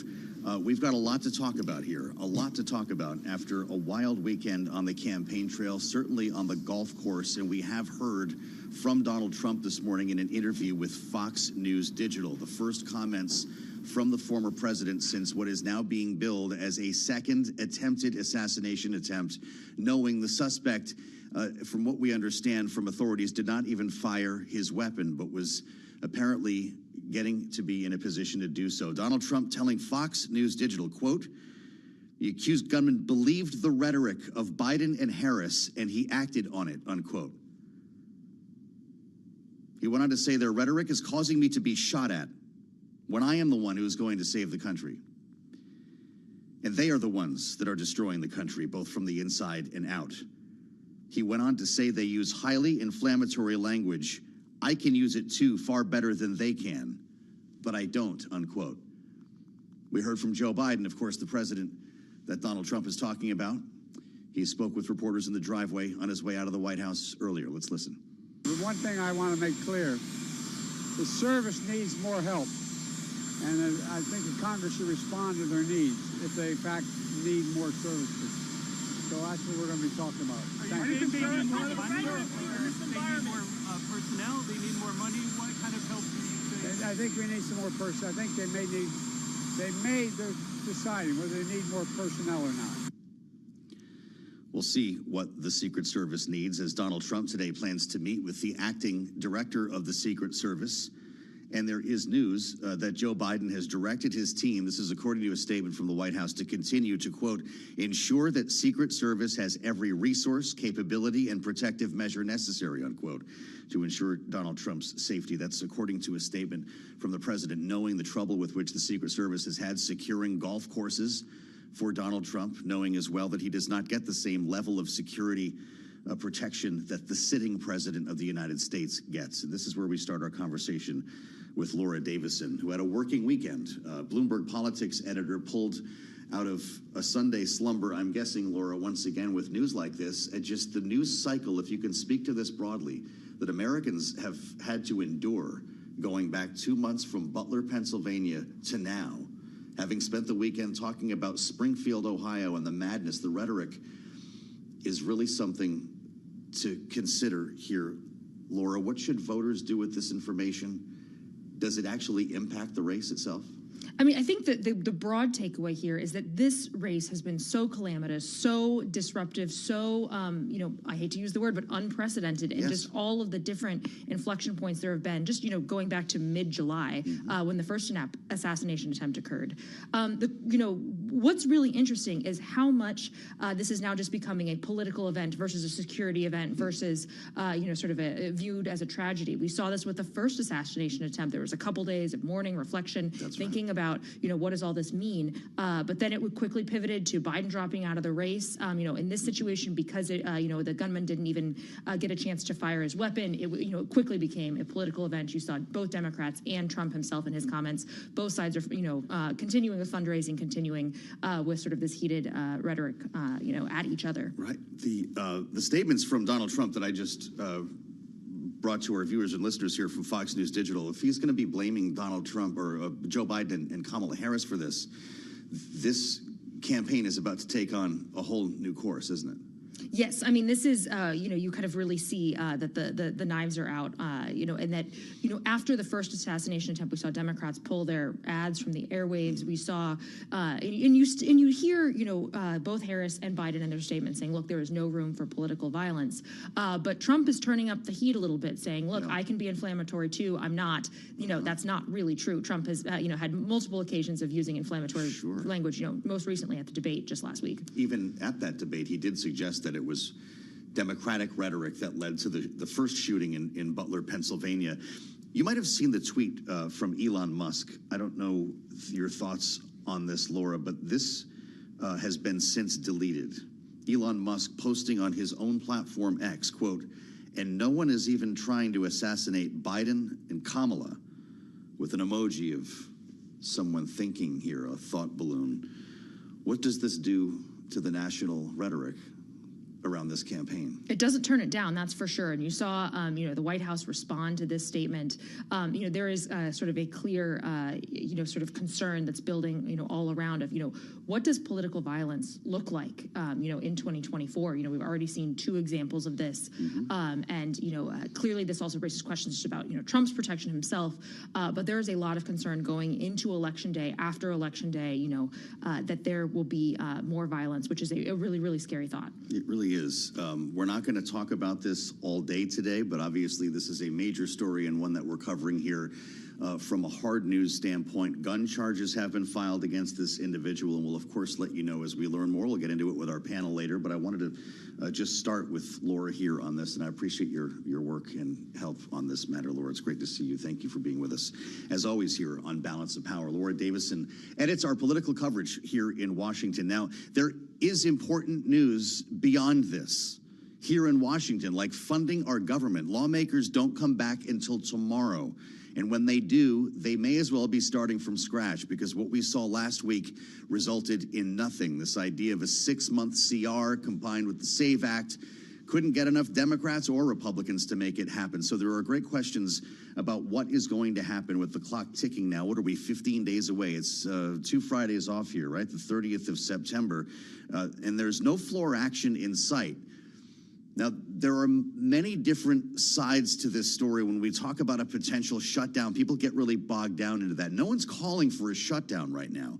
There are great concerns, however, about what corrosive effect a long CR would do here to various programs, including something called the military. I will point you to a statement from the Office of Management and Budget as we prepare to talk to retired General Arnold Panaro. The bill, it read, when this CR was put on the floor, is especially irresponsible in terms of national security.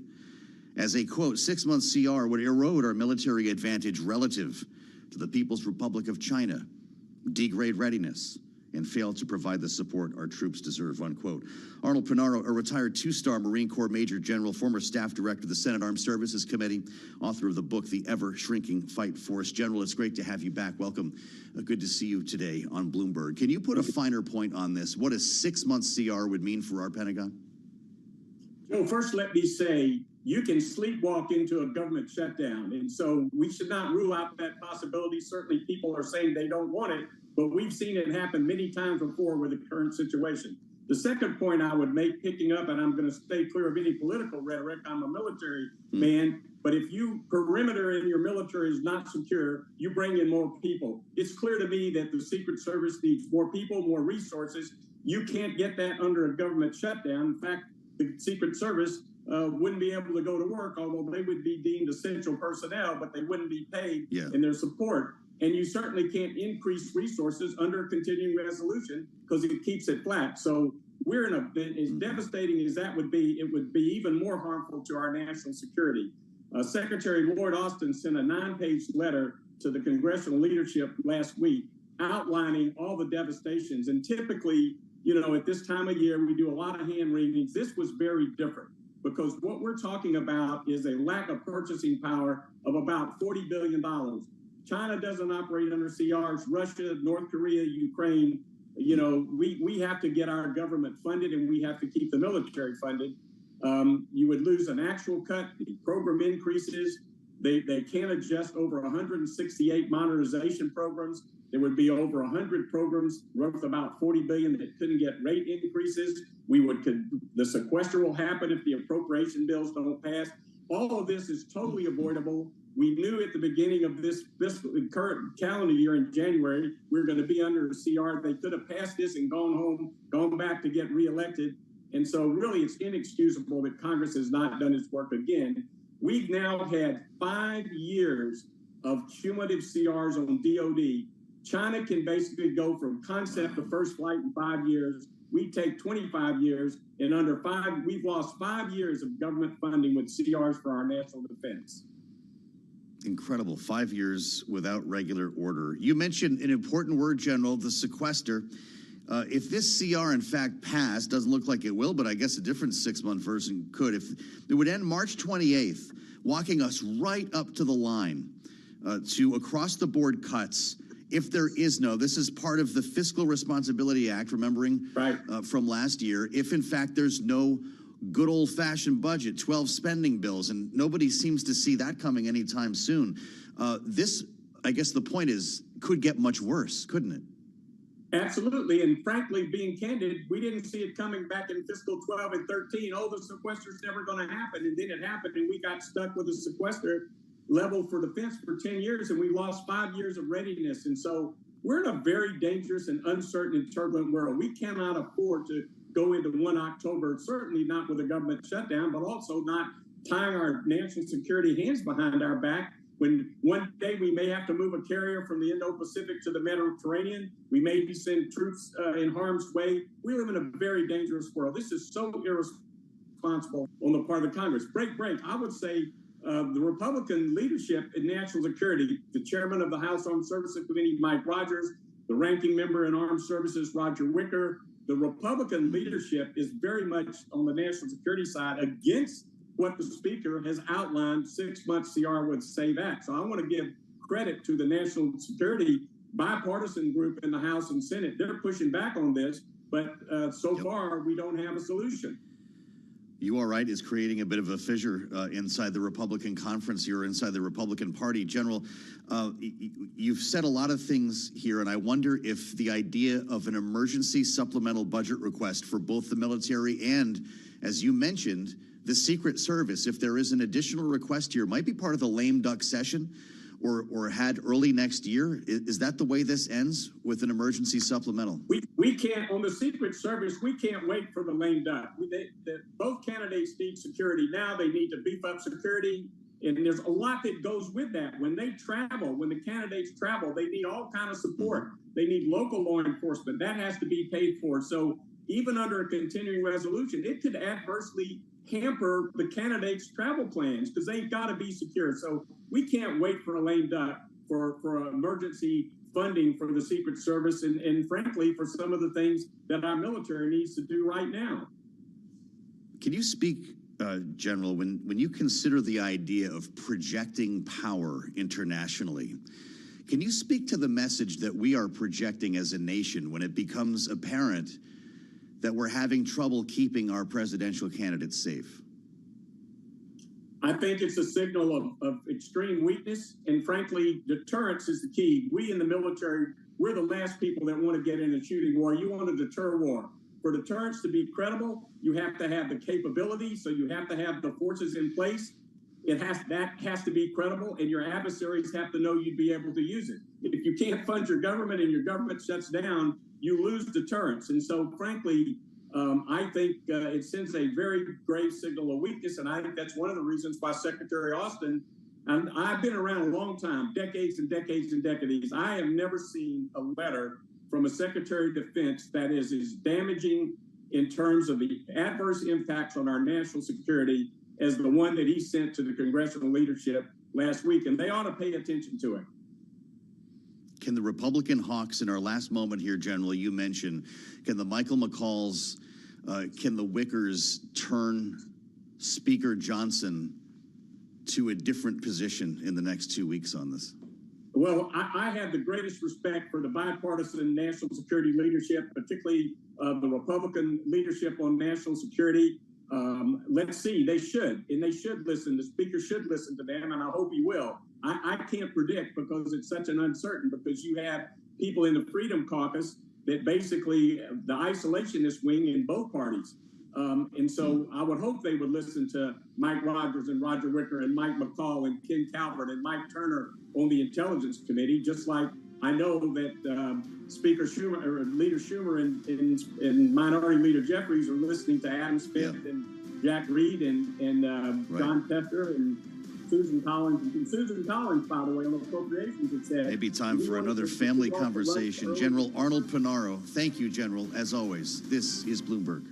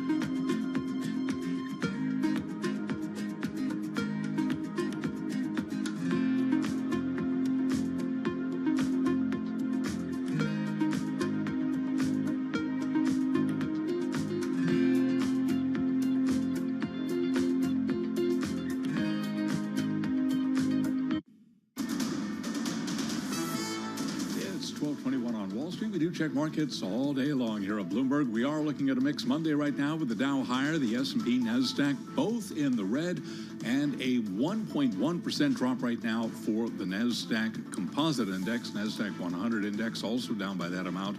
To put that in context, the S&P is down by 0.3%, down 17 points.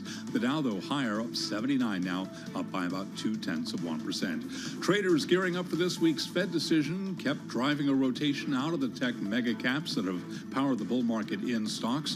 10-year at 3.63%, the 2-year 3.55%. Gold little changed, up 0.1%, 25.81 the ounce. And West Texas Intermediate crude just below $70 a barrel, 69.71 right now, up by about 1.5%. Sources tell Bloomberg Intel has officially qualified for as much as $3.5 billion in federal grants to make semiconductors for the Pentagon after the chipmaker reached a binding agreement with government officials.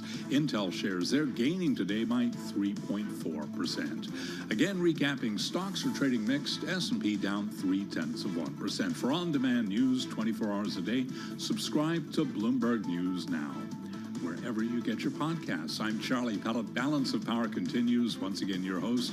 Here he is, Joe Matthew. Okay, Charlie, thanks indeed. I'm Joe Matthew in Washington, and glad you're with us here on the fastest show in politics. I told you at the top we have a lot to talk about, and it does go beyond what happened on the golf course in Florida yesterday. We do, of course, have a lot of resources covering that story and what will happen next as Donald Trump today meets with the acting head of the Secret Service. Joe Biden issues a statement pledging whatever resources needed to protect the former president. And, of course, a lot of rhetoric around this campaign that sometimes can be very difficult to balance. There's also an important court case that opens today, and this was the biggest story in the world a couple of months ago. Remember the refrain, block the talk? We heard it for months here in Washington, on again, off again debate that finally led to a law that said divest or be banned.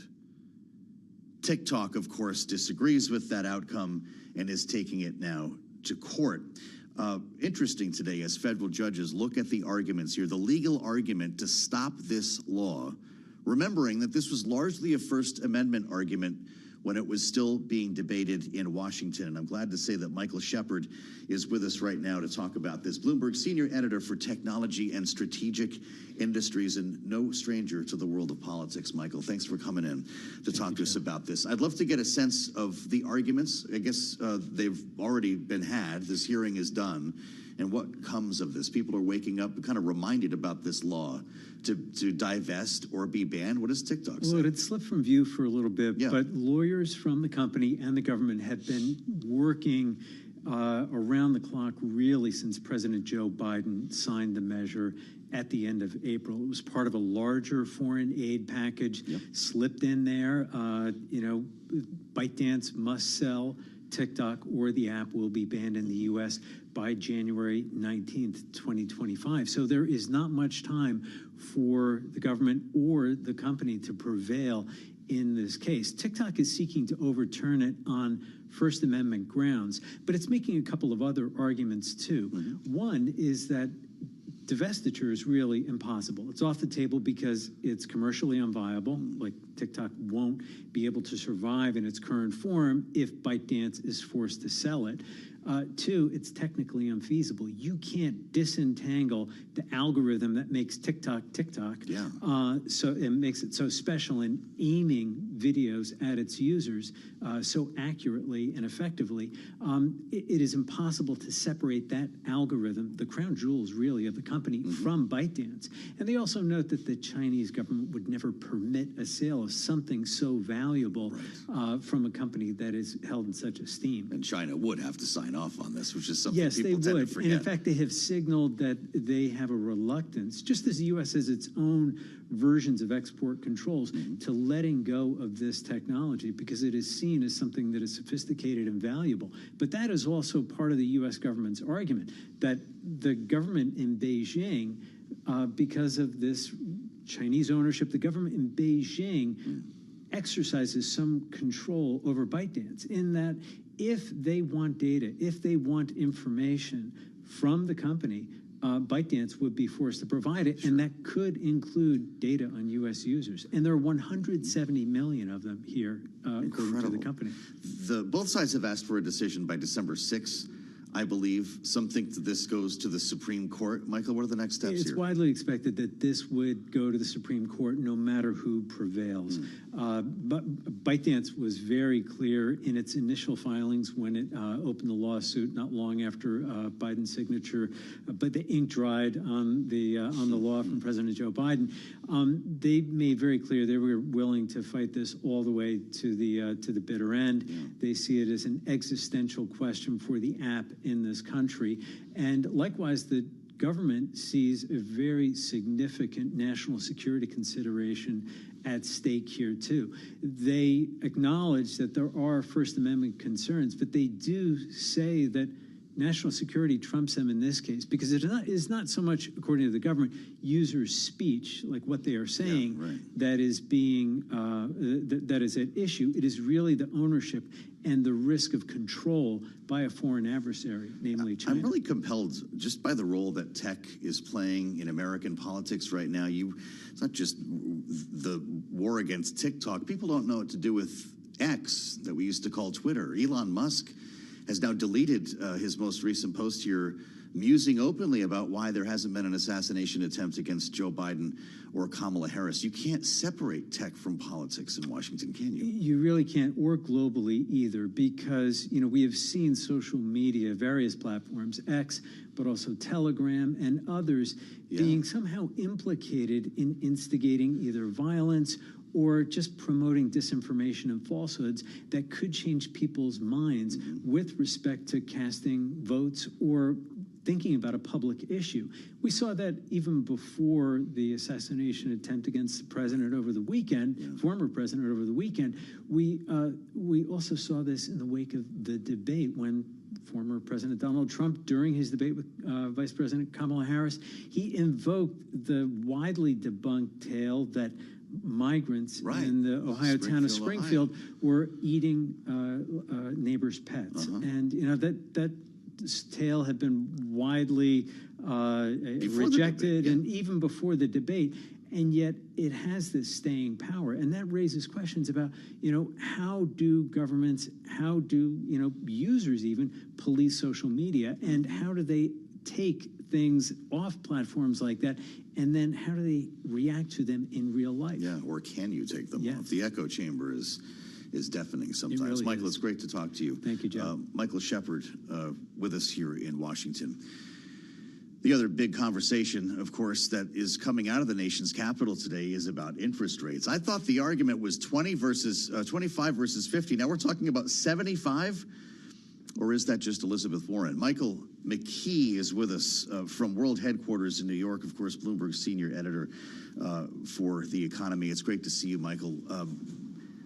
Give me some sense here, because we've got a Fed meeting this week, and I'm wondering if the expectations are changing as lawmakers ask for more. They're not. I hate to be this blunt, but nobody cares what Elizabeth Warren thinks. She puts out a press release every Fed meeting asking them to cut by 25 basis points. She's ramped it up to 50. Now she's at 75.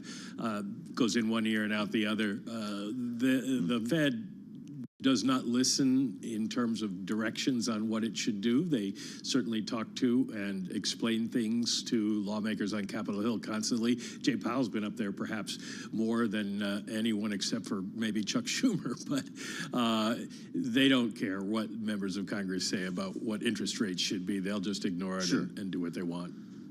I had to ask you that, right? But I'm guessing you're not going to change your tune when you see the other names on this letter that went out today. Sheldon Whitehouse, John Hickenlooper, that's exactly what you would have thought you'd see, right? Yeah, you would expect that. And they've also written before. Congress has a long history of trying to tell the Fed what to do in one way or another. You remember a number of years ago, back I think it was 2009, when the Fed started QE, and a whole bunch of Republican leadership up there sent a letter saying this was going to unleash massive inflation and don't do it. And the Fed went ahead and did it, and we did not have massive inflation. Okay. Enter Bill Dudley. Might be a little bit closer to reality. Interesting column here on the terminal. The Fed should go big now, and I think it will. He says it is going to be a rare 50 basis point cut. Michael, what do you think? You know, we've been debating that for days now, and it's really hard if you don't have to make a decision, like I don't, to come to a conclusion, because there's good arguments on both sides. If you're thinking of 25, well, that's what the Fed has normally done. It is a cautious institution, likes to feel its way forward, and they've made the argument that the economy is not in terrible shape. It's pretty strong right now, so there's no need for any kind of emergency thinking. And then the point that Bill Dudley makes is, well, you know, we've seen some slowing. You could end up behind the curve. And if you do a 50 basis point cut, it sends a message that you're serious, and the markets will take it seriously. So how do you decide? I don't know. And I think that's one of the reasons that we don't know. You notice last week we had the newspaper articles in the Journal and the Financial Times come out at pretty much the same time, suggesting they had a little hint. But whatever the hint was, it wasn't strong enough for them to take a position. Besides, this is going to be a very close call. And I think maybe what the Fed was trying to do is send a message to the markets: don't go too far in one direction or the other, because we've got to thrash this out this week.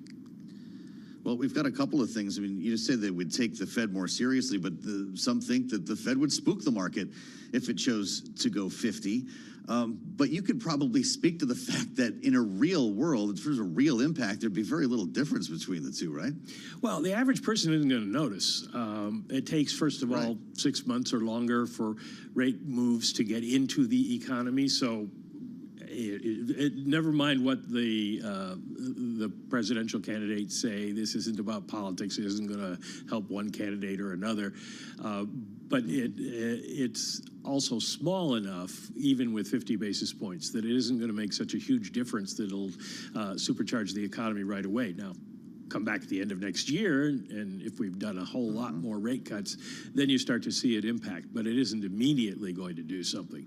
Question is if the Fed does 50, does the market then think the Fed is going to be that much more aggressive, start pricing in a lot of 50 basis cut moves, maybe also in November or December?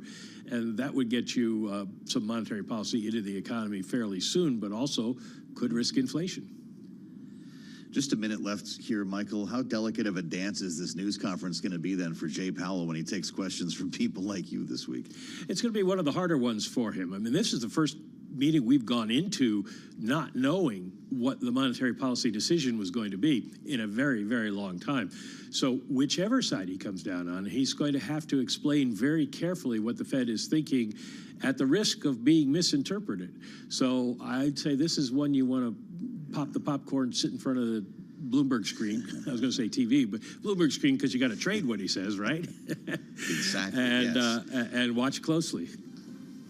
Well, thank you, and come on down here to join the party. Michael McKee will be with us here in Washington for the Fed Day. We'll be talking a lot more with Michael come Wednesday. I'm Joe Matthew in Washington. We'll assemble our panel next. Rick and Jeannie are on the way, only on Bloomberg.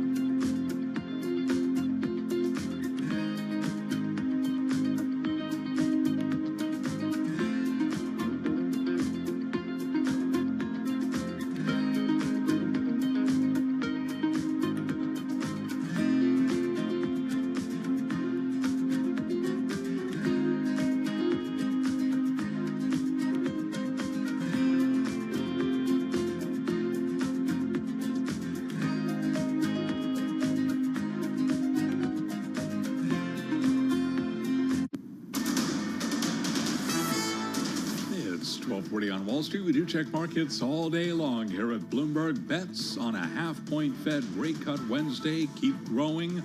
Money is flowing out of some of the tech names, and right now we have got stocks trading mixed. S&P lower by 8, a decline of 0.2%. Dow Industrials up 0.3%, while Nasdaq is down 162, a drop there of 0.9%.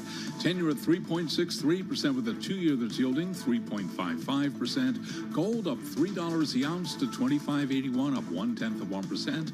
And West Texas Intermediate crude oil up 1.7%, 69.77 for a barrel of WTI.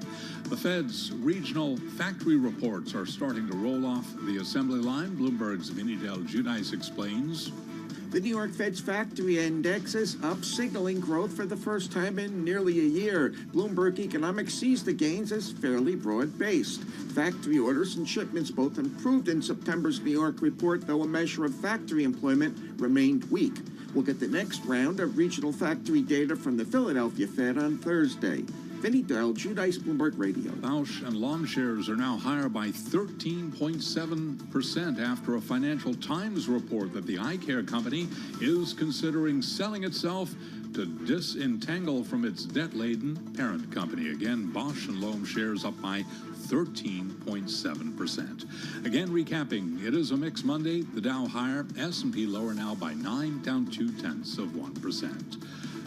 If you're on-demand news 24 hours a day, subscribe to Bloomberg News Now wherever you get your podcasts. Balance of Power continues. Back we go to Washington. And once again, here's your host, Joe Matthew. Thank you so much, Charlie Pellet. We'll get back with Charlie in a bit, keeping us honest here every day on the markets, on the fastest show in politics. I'm Joe Matthew. Good Monday. Thank you for joining us here on Bloomberg Radio, on the satellite radio, and on YouTube.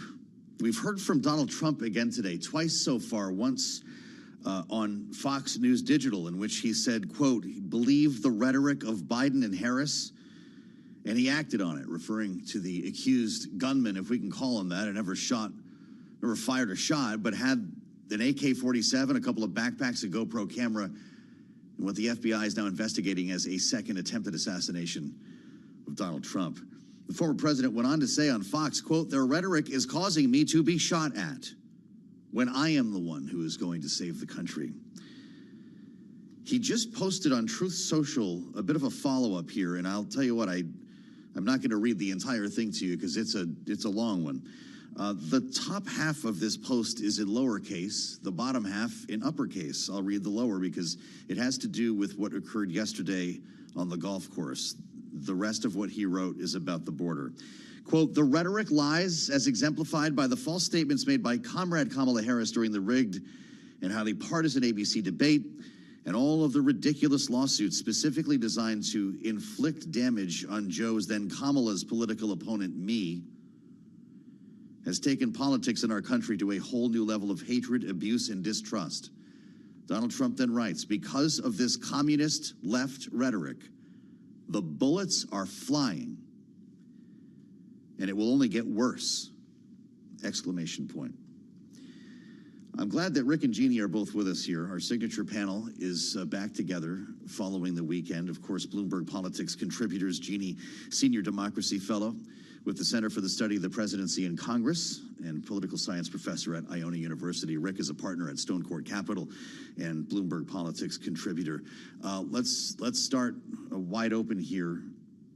Rick Davis, does this change the race? We saw a remarkable impact on the psyche of American voters and even the way that people looked at Donald Trump when we got to Milwaukee for the RNC. And that was the first attempted assassination. How do we feel today? Yeah, it's a little bit of deja vu all over again. You would have thought that something like an assassination attempt, especially the way it happened in Pennsylvania, where Trump stands up bloodied and, shouts, fight, fight, fight, and then comes right into his convention and has total control of the airwaves for a week, and then kind of blows it himself by reverting to his old grievances and anger and hate in his convention speech. Well, we see the same thing happening today.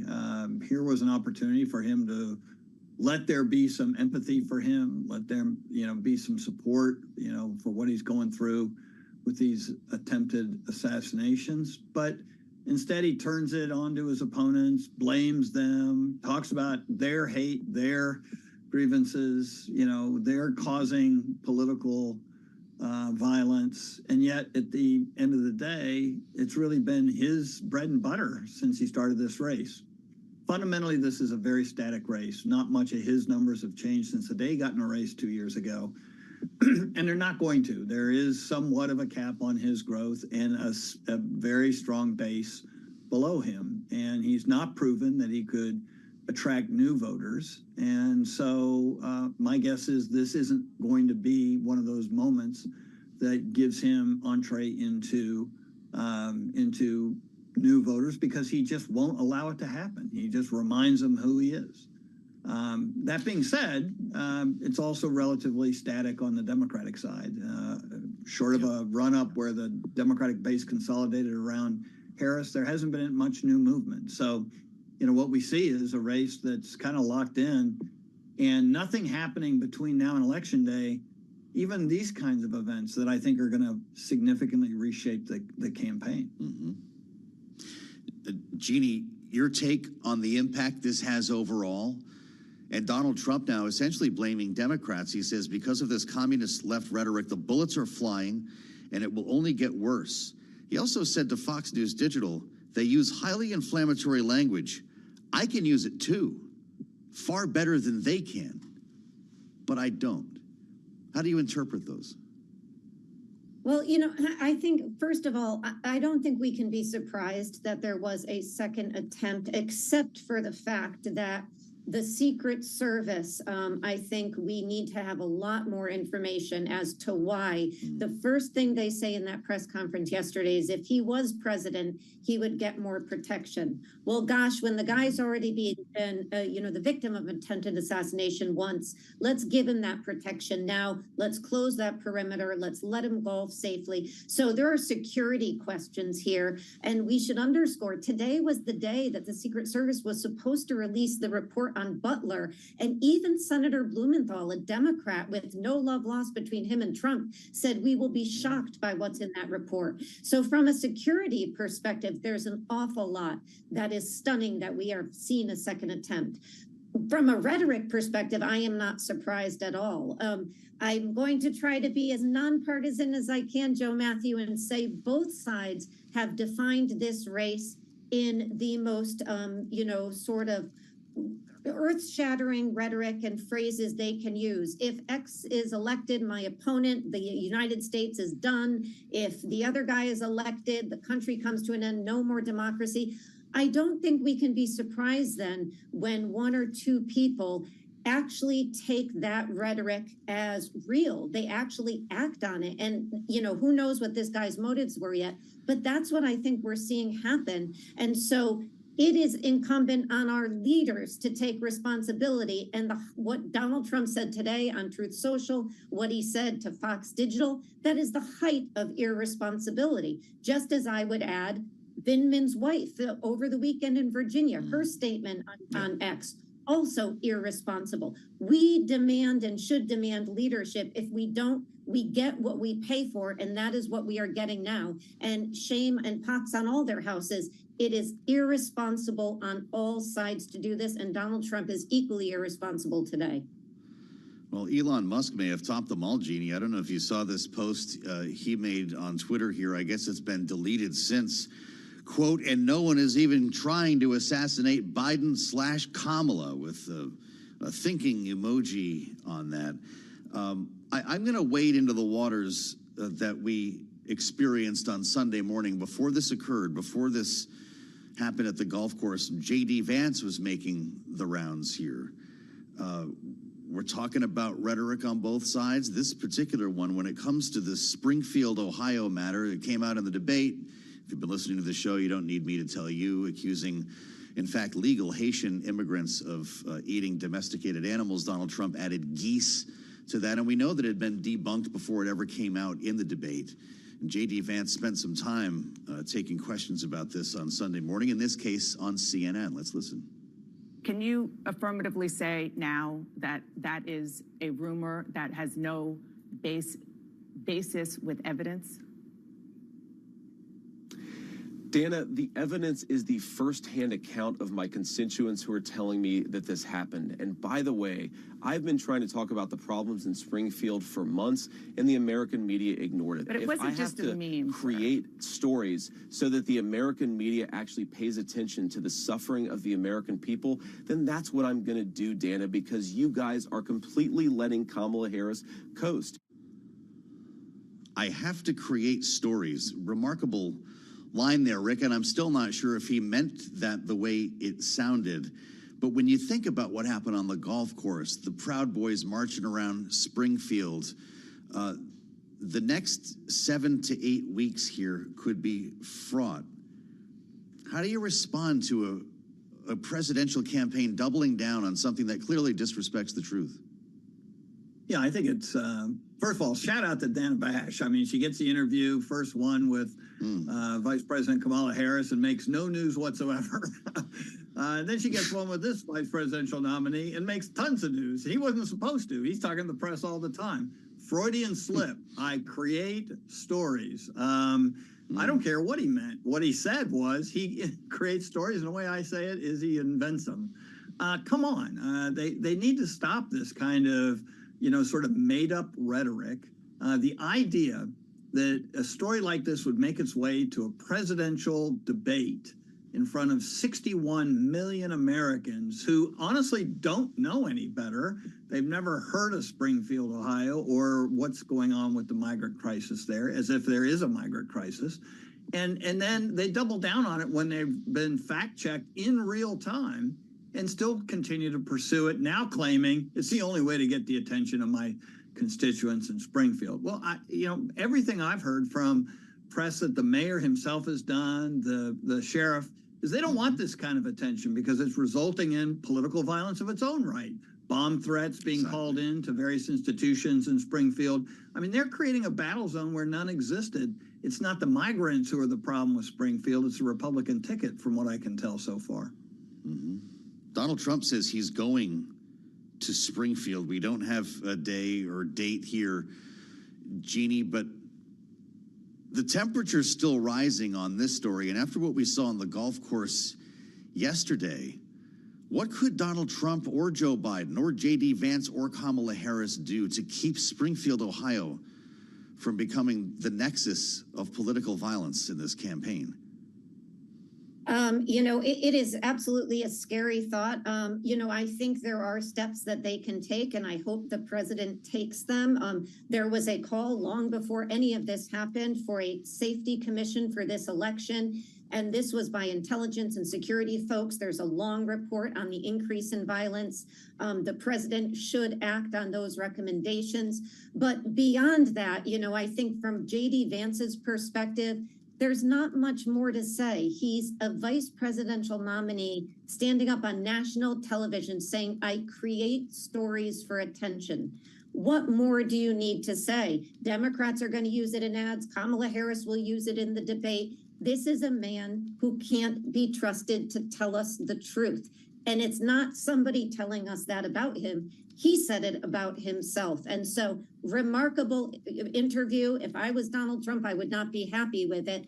But Donald Trump, he's got like an Andy Warhol. Any attention is good attention. So he's got this attention now between J.D. Vance's remarks and his on the debate, and he's going to head over there and talk about it. And the poor people of that city who have to live through this. Yeah, that's going to be quite a scene. Assuming it happens, Rick, should Donald Trump go to Springfield? It's such a irresponsible thing. I mean, but what's more irresponsible than playing golf on the 50 days before a presidential election? I mean, I'm not, suggesting he did anything wrong other than he just lost another day of presidential campaigning. And of course, leave it to him to be the headline news from around the golf. I'm having a hard time taking the campaign seriously. I wish they were doing things that would put the Republican Party in a good position to win. He is the top of the ticket. There are some great Senate races and House races that need to win in order to preserve congressional power. And as the top of the ticket, he's not doing anything to help. Well, we're going to have a lot more time with Rick Davis and Jeannie Shanzano in our second hour as we try to make sense of a very confusing and concerning moment in American politics. I'm Joe Matthew in Washington. I'm glad you're with us on Bloomberg.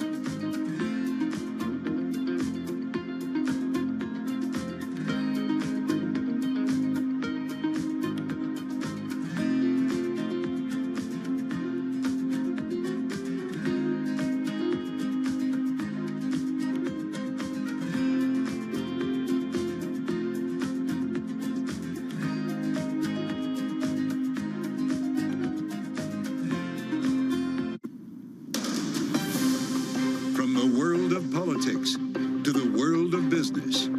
This is Balance of Power.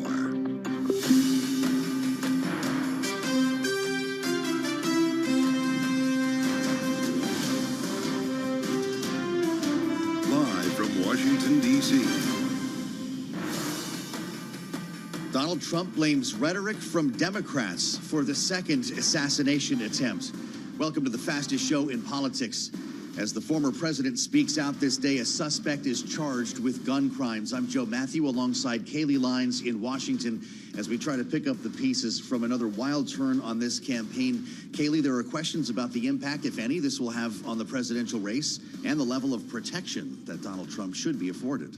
Yeah, of course, as a former president, he isn't entitled at this point to the same protection that the incumbent in the White House, Joe Biden, is. But that could change as you're having bipartisan calls already from within Congress to increase resources to the Secret Service, and even Florida Senator Rick Scott calling for greater protection for Donald Trump specifically. And of course, against that, the investigation into this attempt is ongoing, as another gunman was able to get within just hundreds of yards from Donald Trump, even though this one was not able to fire any shots at him. Between the 5th and the 6th hole, he has been charged today, Kaylee. We've learned a bit about this individual in the last roughly 24 hours or so since those headlines first broke. And we've got a couple of important conversations coming up, not only with the information we've gathered here at Bloomberg, but we'll speak with a former Secret Service agent.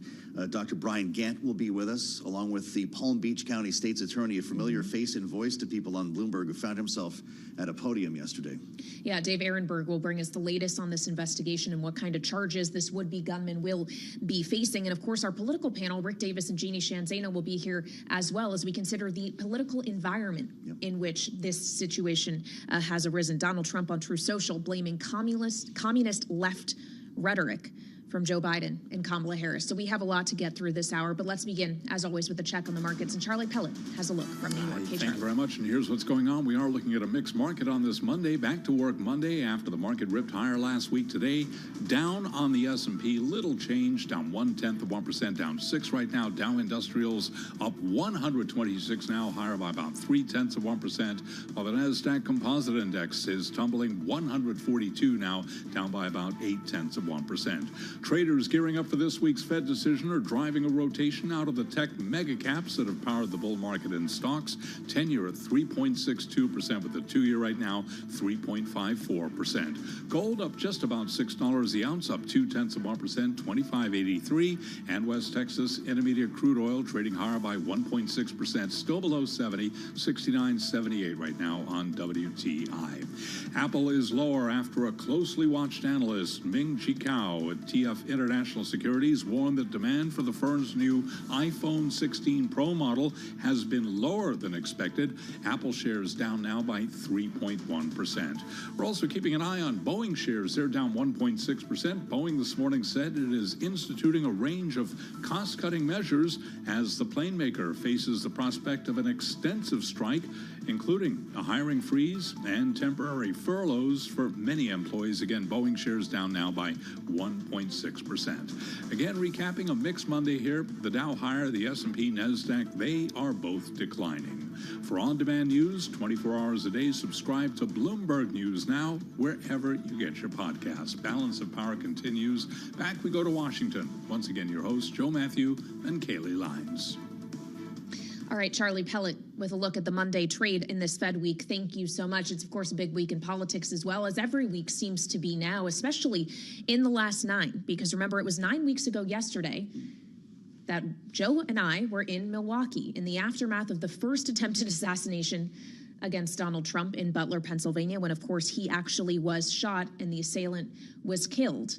Then yesterday on a golf course in Florida, just over 9 weeks later, with a different opponent, now Kamala Harris running against Donald Trump instead of Joe Biden, because yes, that much has changed in such a short period of time. There was a threat against Donald Trump's life again, although he escaped unscathed and the suspect was apprehended. It raises the same questions, though. How is it possible that the former president and Republican nominee to be president once more had a gunman within just a few hundred yards away from him? And the Secret Service, of course, is in the spotlight here. Even President Biden today, when addressing this event, said they need more resources. The one thing I want to make clear, the service needs more help. And I think the Congress should respond to their needs if they, in fact, need more services. So that's what we're going to be talking about. Thank you. They need more personnel? They need more money? What kind of help do you think? I think we need some more personnel. I think they're deciding whether they need more personnel or not. Either money or personnel. Maybe it's both, Kaylee. That's one of the big questions coming off of this second event. what resources the Secret Service needs to protect Donald Trump, knowing that a golf course can be a very difficult setting to do this job to begin with, but also following word from Joe Biden that he would make every resource available, as he said, resource, capability, and protective measure necessary to ensure Donald Trump's safety. It's where we start our conversation with Brian Gant, assistant professor of cybersecurity at Maryville University, and importantly, a former member of the Secret Service who helped to provide protection for Presidents Obama and Clinton. Brian, welcome back to Bloomberg. It's great to see you here. Donald Trump was very quick to acknowledge the success the Secret Service had in foiling what they are calling a possible attempted assassination. But of course, he still got within 300 to 500 yards of the former president. Was this a success or a failure for the Secret Service? Thanks for having me, first of all. And I would say anytime, you can walk away, with your health and your safety, I view it as a success. Are there things to learn from it? I'm sure the investigation will yield that out, but, absolutely.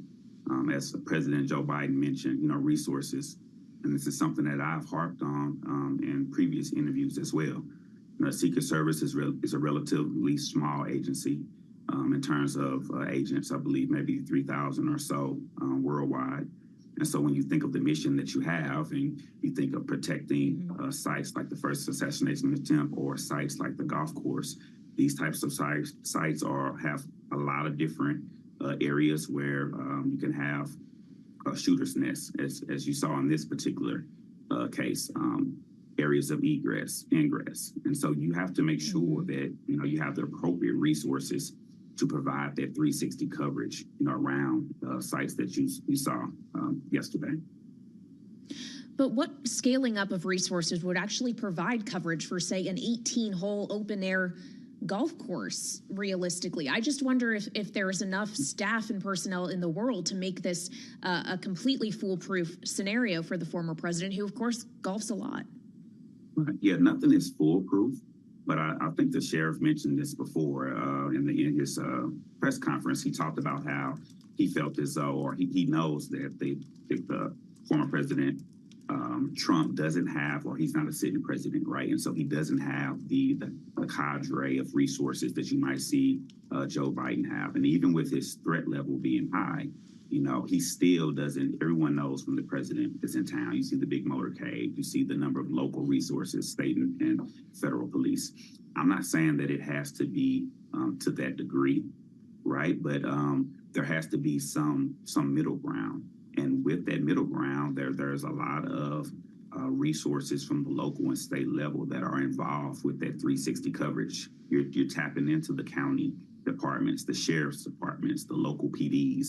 You're asking for marked units to be at different areas so you can kind of deter someone who could possibly hide in the bushes. But that takes a lot of resources. It takes a lot of financial responsibility, and it takes a lot of planning logistically. And I think that's kind of where we are in terms of copycat artists and things of that nature that we see kind of coming out the woodworks. Donald Trump today is blaming rhetoric from Democrats for what happened here. Brian, that's, I realize, something that you can't comment on because it's pretty difficult to connect the dots directly to an attack like this. But he's also suggested, since the attack in Butler, that President Biden has essentially slow-walked this issue, that he hasn't been given the resources that he needs despite requests. Can you just speak to the way the service works, how a request would be honored like that, and following what we saw in Butler, why he didn't have additional security? There are a lot of layers that go into getting different resources. And a lot of those layers, ironically, fall on some of White House staff as well. At the end of the day, former President Trump is conducting the campaign, and there's often a kind of a tug of war, if you will, between staff and security. If the Secret Service had their way, President Trump wouldn't go into any open air areas. He would always be in hard areas. He wouldn't do any rope lines. He wouldn't do the things that, as a security professional, put him at danger. But staff, and understandably so, they want him to be seen. They want him to be a man of the people. They want him to reach out and shake hands. And so, that tug of war is a real thing. And so there may have to be a little bit more on the security side in terms of those negotiations as you go from site to site and stop to stop in the rest of this campaign.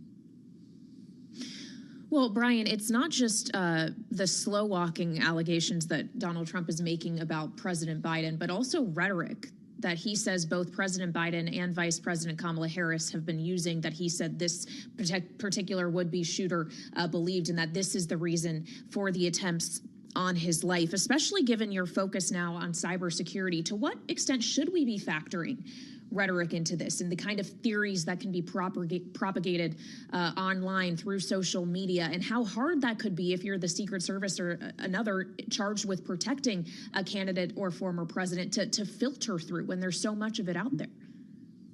This is where I think interagency plays a critical role.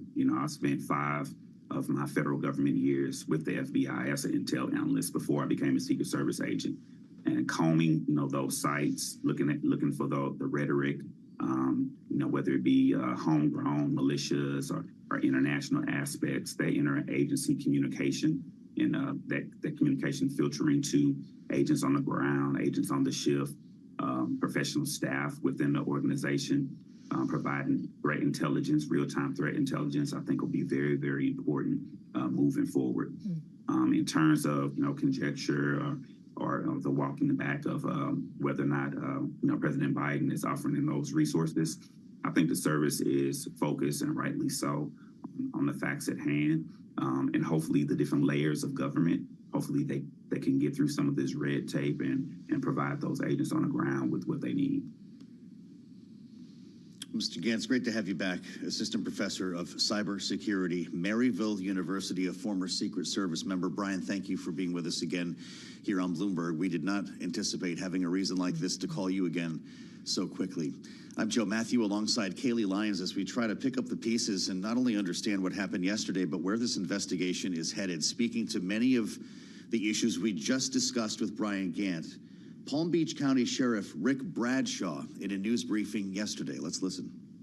The golf course is surrounded by shrubbery, so when somebody gets into the shrubbery, they're pretty much out of sight. All right? And at this level that he is at right now, he's not the sitting president. If he was, we would have had this entire golf course around it. But because he's not, the security is limited to the areas that the Secret Service deems possible. The Secret Service did exactly what they should have done. They provided exactly what the protection should have been, and their agent did a fantastic job.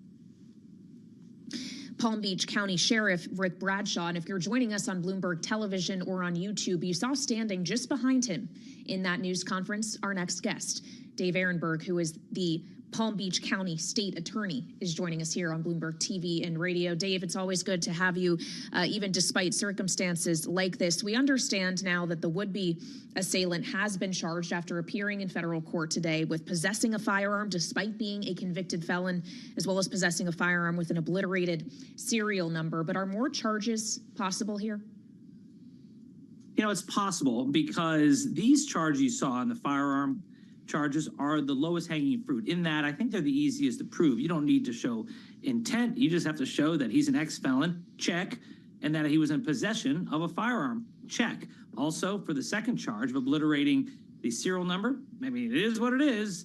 Those are good charges. They can get you up to 10 years in prison per charge, and they'll keep him in lockdown, in jail, pending trial, because the feds are making the argument to the magistrate that this guy is a threat to the community, is a danger. And so he's not going to get out before trial. And I do expect that there may be other charges forthcoming, perhaps aggravated assault with a firearm against a federal law enforcement officer. According to reports, he pointed his AR or AK-47 style rifle at a Secret Service agent. That'll get you up to 20 years if they decide to pursue that charge. Well, we heard from your governor, Ron DeSantis, who says, quote, "We're going to do a state-level investigation," asked in a news conference a short time ago by reporters this morning. He says, quote, "We do believe there were multiple violations of state law." Dave, what's the governor talking about in terms of a state-run investigation, knowing the FBI is already at this? How will it work? Well, he knows how to capture headlines. I think he's referring to the Florida Department of Law Enforcement under his control, which is a very professional law enforcement agency. And I guess they're going to be doing a separate investigation. That's in addition to the investigation by the Secret Service and in addition to the investigation by Congress, a bipartisan investigation that incorporates the first attempted assassination. So this is just yet another layer of investigations, and I'm sure, it'll be a popular move in MAGA world. And does that make a case like this inherently more complicated if you have so many different players seeking similar answers, Dave, or is it actually helpful to have state and federal and congressional officials all involved? Well, Kaylee, the investigation by DeSantis and by Congress is not as to whom shot or fired the gun. It's how did it get to that point? What breakdowns occurred within the Secret Service? They're trying to fix the issues within Secret Service. And that's why the feds are better equipped at it than the state. Now, to my knowledge, DeSantis is not duplicating the federal investigation of this particular crime because there's not going to be state charges here. This is a federal case where there will be federal charges.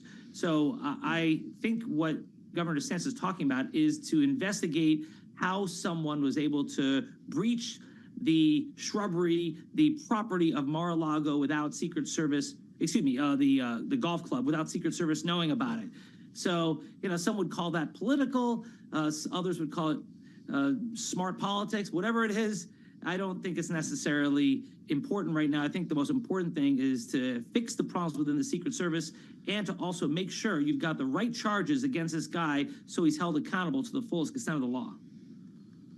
Dave, how would any American go about acquiring an AK-47, a foreign-made semi-automatic weapon? Joe, with all the talk about we need more money for Secret Service to guard the president and the former president, with all the talk about the heated rhetoric in our political culture, why aren't we talking about the easy access to guns, especially weapons of war, semi-automatic weapons that are used in mass shootings? Perhaps it's a little too easy for a guy with a lengthy felony rap sheet to get access to this AK-47 style rifle. Maybe we should discuss that, but it doesn't seem like the politicians want to have that conversation. They'd rather talk about the fact that Democrats are using overheated language and Trump's using overheated language. Yeah, okay, well, there's some of that on both sides. But if we're not going to talk about the easy access to guns, then I think you're not really dealing with the problem. Dave, just to have an understanding, given one of the crimes he was charged with is possessing a firearm despite being a felon, it was illegal for him to have this weapon, right? This was not something obtained legally. He couldn't own guns legally, is my understanding.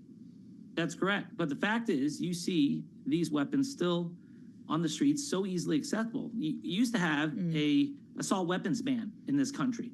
And I know that assault weapons ban was not perfect. But the fact is it made it harder to get access to these weapons. We don't even have that. I mean, that's like bare minimum. You don't even want to try at the federal level to make it harder to get access to these weapons of war. So, yes, we're going to prosecute him after the fact for being a felon in possession of an AK-47 style rifle. But why was he able to get such easy access to this weapon to begin with?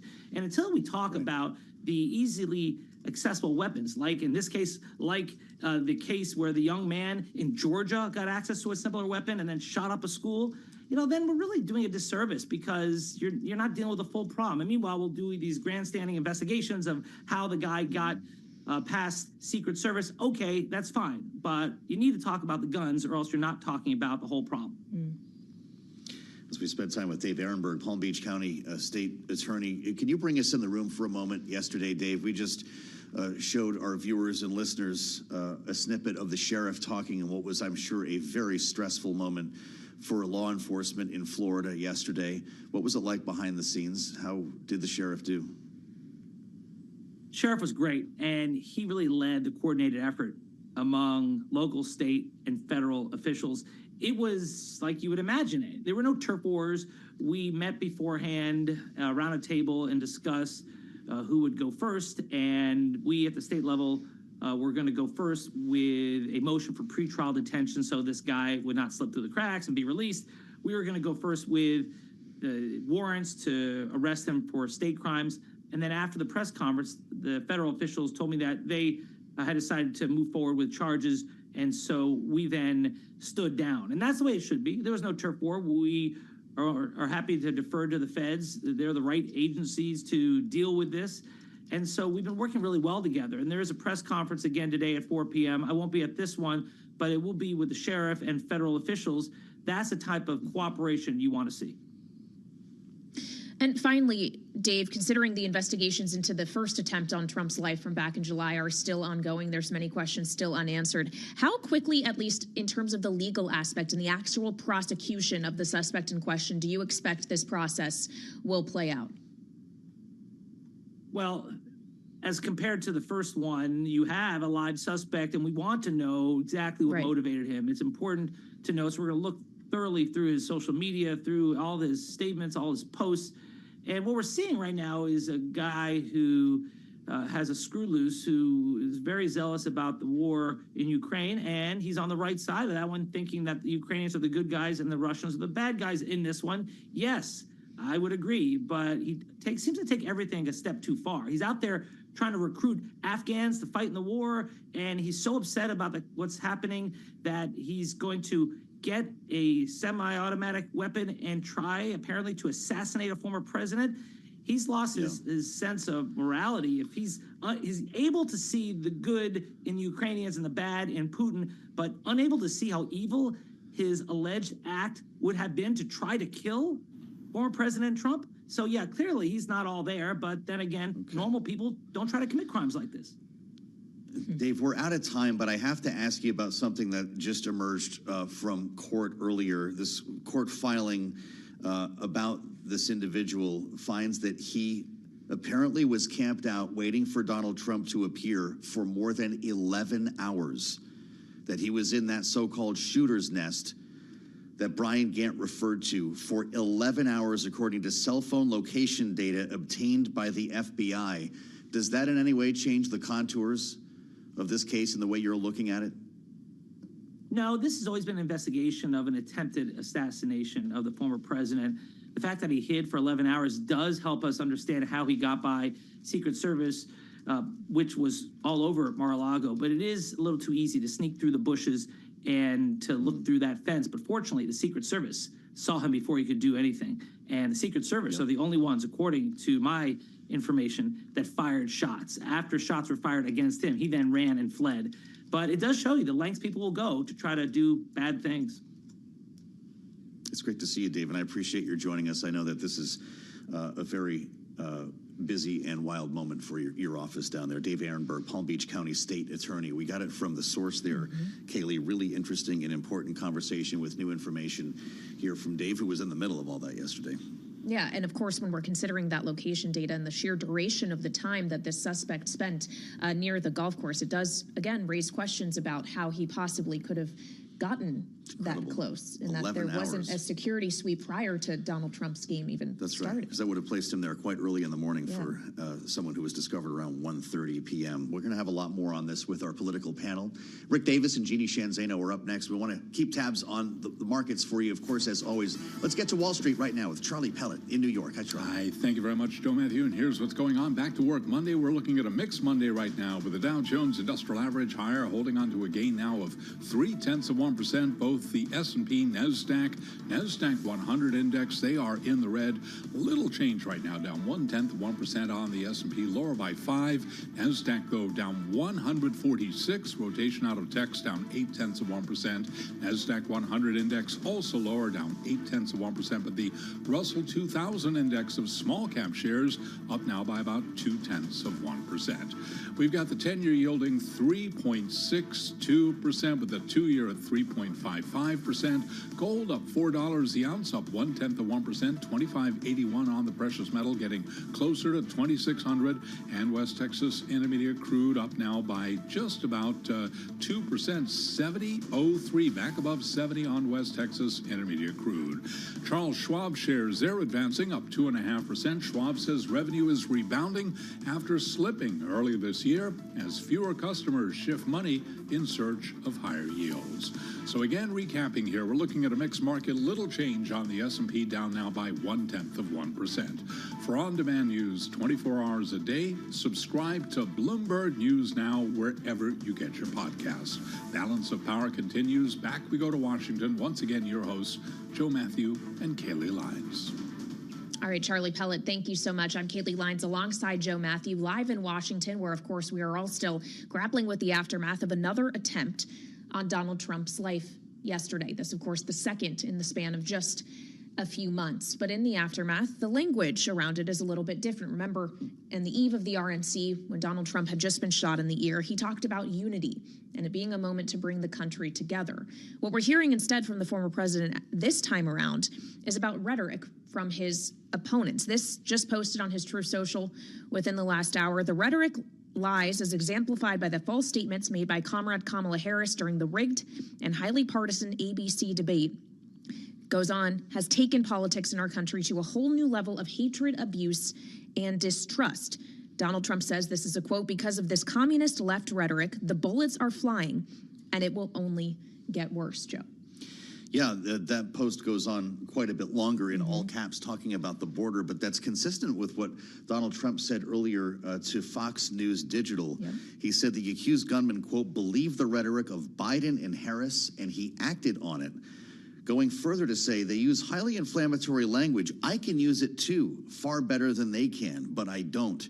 And it does feel a bit different than when we showed up in Milwaukee a day after the first attempt, Kaylee, I think to your point, when there was a call for unity and a presumption that Donald Trump would be a changed man. Yeah.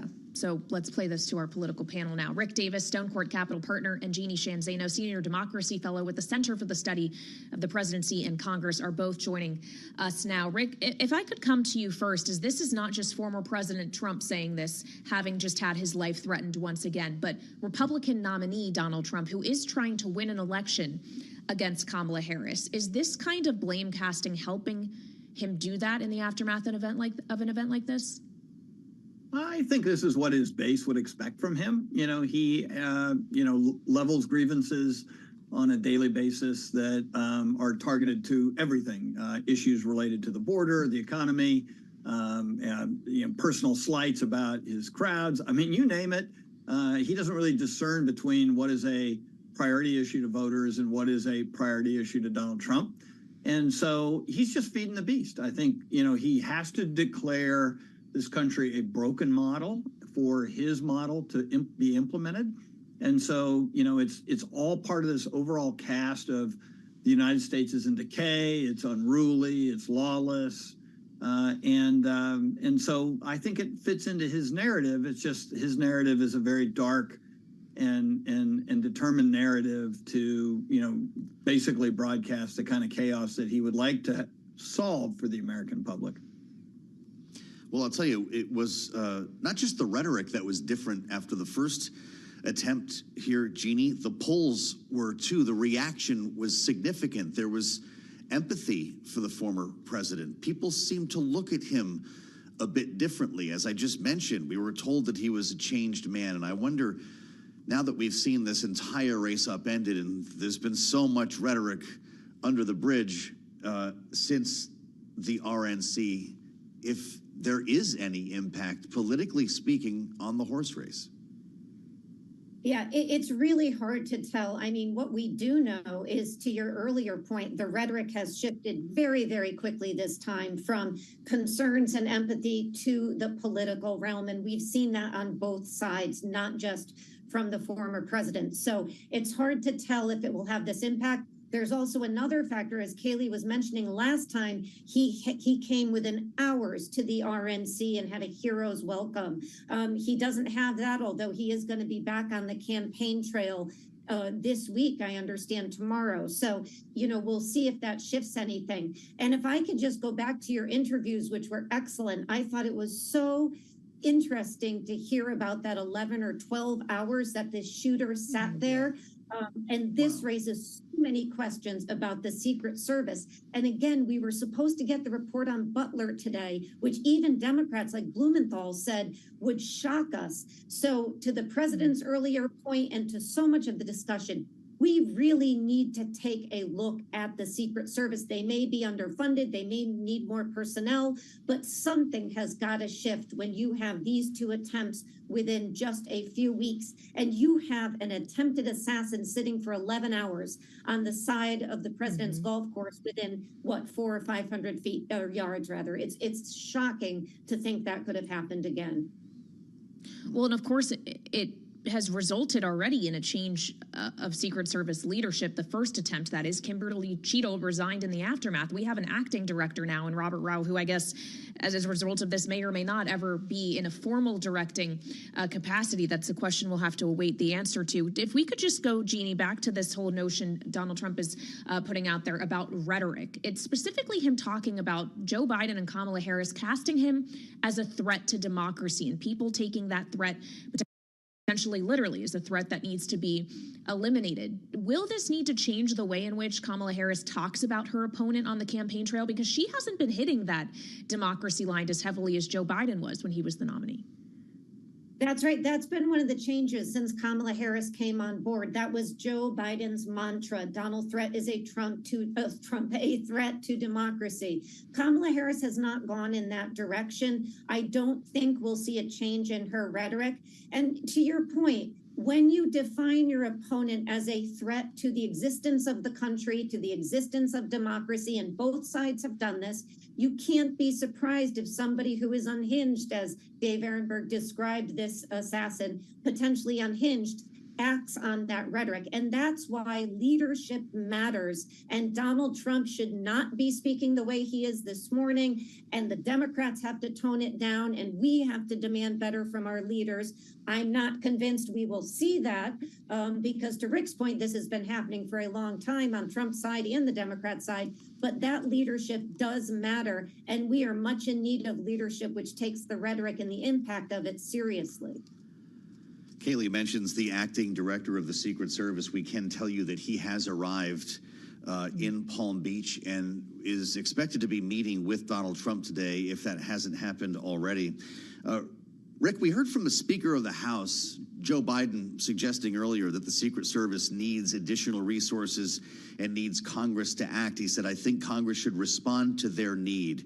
Mike Johnson on Fox News says he will demand that Donald Trump have every asset available, but he argues with the issue of funding. Quote, President Trump needs the most coverage of anyone. He said he's the most attacked, he's the most threatened.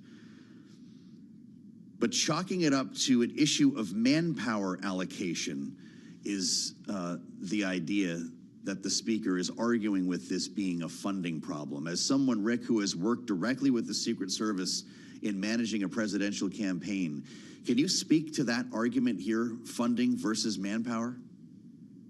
Yeah, it's not like there are a bunch of very well-trained members of the Secret Service sitting around waiting to be deployed for additional service to presidential candidates, and in this case, Donald Trump. They come with a lot of equipment, both kinetic, military-style weapons, communication gear, transportation. I mean, it's an amazing accomplishment to have built out our security services the way we have. So when you talk about, bolstering that to a significant degree, you're talking about reassigning people from all over the country into revolving groups of 3 different teams that cover the president 24 hours a day. And so it is not an insignificant resource drain, and that comes with added financial burden. And so you have to then start making decisions as to whether you are going to then take people off of current protectees. Remember, there's Iranian death squads operating in the United States trying to kill public officials, both in the current and previous administrations. I mean, this is not a country that sticks its neck out without taking a risk. And so, yeah, I would think it wouldn't be a political issue. You want more money to protect President Trump? You got it. How much you need? We'll put it in the continuing resolution and, get that done next week. I just don't understand why this has got to be a partisan issue. Frankly, I would love to see Donald Trump, Joe Biden, and Kamala Harris have a press conference and say, you know what we got to do? We got to tone down the political rhetoric. We've got to try and, calm the public, because this kind of political violence is not healthy for our democracy or for our candidates, and it's got to stop now. I mean, I would think that would go farther than anything else imaginable when it comes to trying to protect the lives of our political leaders. All right, Rick Davis and Jeannie Shanzano, our signature political panel, thank you so much. And of course, Joe, within the last 24 hours, we have seen bipartisan condemnation of political violence. That's for sure. And plenty from both sides of the aisle in Congress. It's just a matter when they return tomorrow how quickly they might address it and in what form. That's true. We're going to have a conversation as well about organized labor coming up, an important meeting for Kamala Harris today. It's coming up next. This is Bloomberg.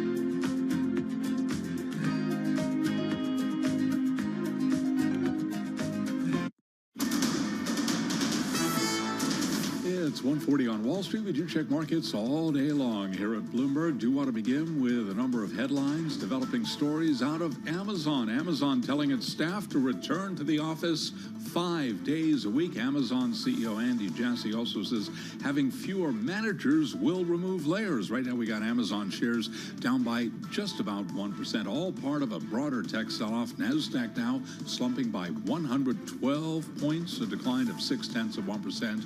S&P 500 index back in the green, barely up by just about 1 point. The Dow up 167 points, up 0.4%. 10-year at 3.62%, with the 2-year 3.55%. Gold higher, little change now, up just about $4 the ounce to $25.81. For gold, that's another advance of 0.2%, while West Texas Intermediate crude is back above $70 a barrel, 70.18 right now on WTI, up by 2.2% on crude. Bausch and Lomb shares are higher after a report in the Financial Times that the eye care company is considering selling itself to disentangle from its debt-laden parent company. Bausch and Lomb shares, they're up now by 13.8%. Again, repeating our top story, Amazon telling staff to return to the office 5 days a week. S&P up by just about half a point. For on-demand news 24 hours a day, subscribe to Bloomberg News Now wherever you get your podcasts. Balance of Power continues. Back we go to Washington. And once again, your hosts, Joe Matthew and Kaylee Lyons.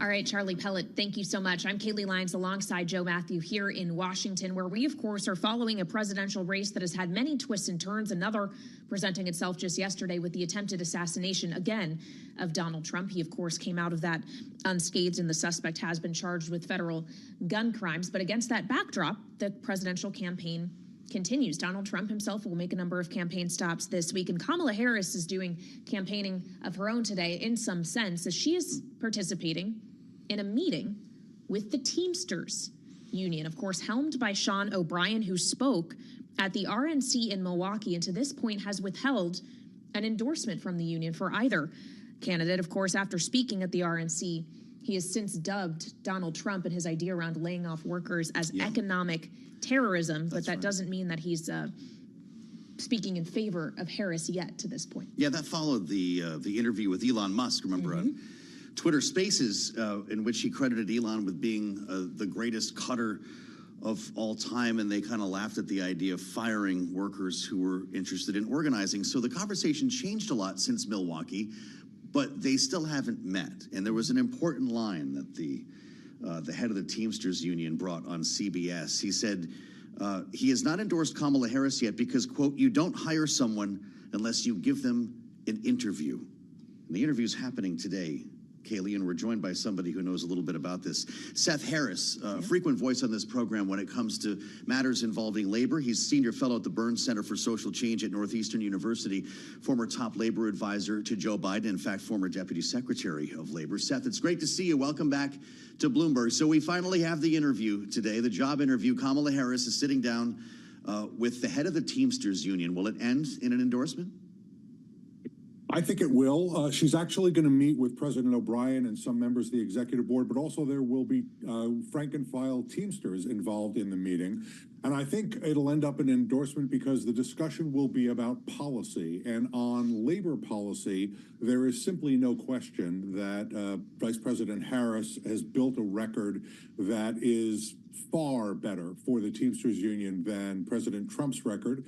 President Trump pretty aggressively anti-union when he was president. Vice President Harris cast the deciding vote that assured that tens of thousands of Teamsters retirees would have their pensions secured, strong supporter of collective bargaining and worker organizing. The Biden administration, Biden-Harris administration appointments to the NLRB and to the Labor Department have made a tremendous difference in Teamster organizing and Teamster collective bargaining. And one of the biggest issues for the Teamsters is what should be done when employers misclassify workers as independent contractors and therefore deprive them of the minimum wage and collective bargaining rights and organizing rights.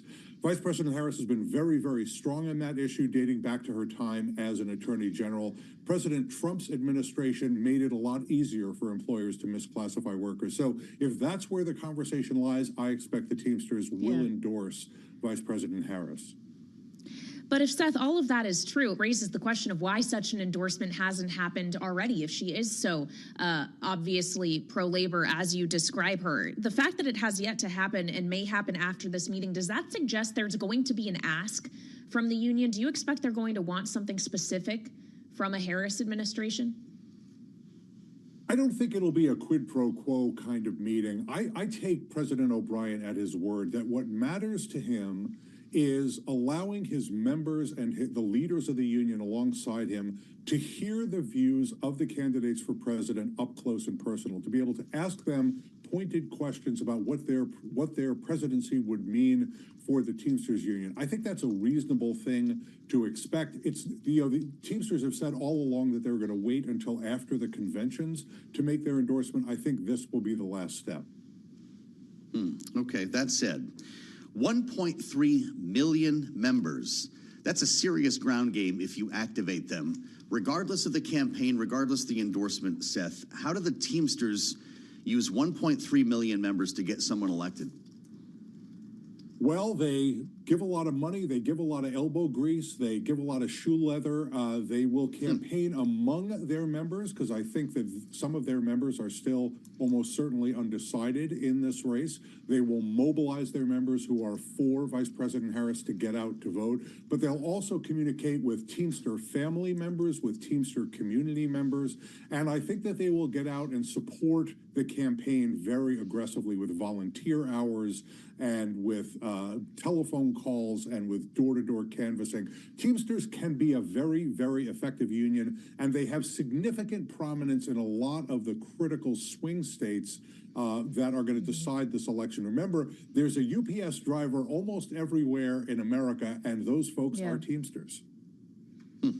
Well, and we remember well last year's negotiations between the Teamsters and UPS as well. That was one of the prominent periods of labor strife, if you will, that we were paying attention to, followed, of course, by the actors and writers in Hollywood, then the UAW strikes with the auto workers. And now we're dealing with a different situation, Seth. It's Boeing, with 33,000 workers having walked off the job in Seattle last week, something that could hamper production. Boeing now saying it's going to freeze hiring to try to preserve cash during this period, because this is a company that's actually on junk watch. It could lose its investment grade credit rating potentially as a result of this, Seth. If you're the union trying to extract or exercise leverage against a company that arguably is in very precarious position, how much room do you really have when you don't want to actually risk these jobs just disappearing altogether?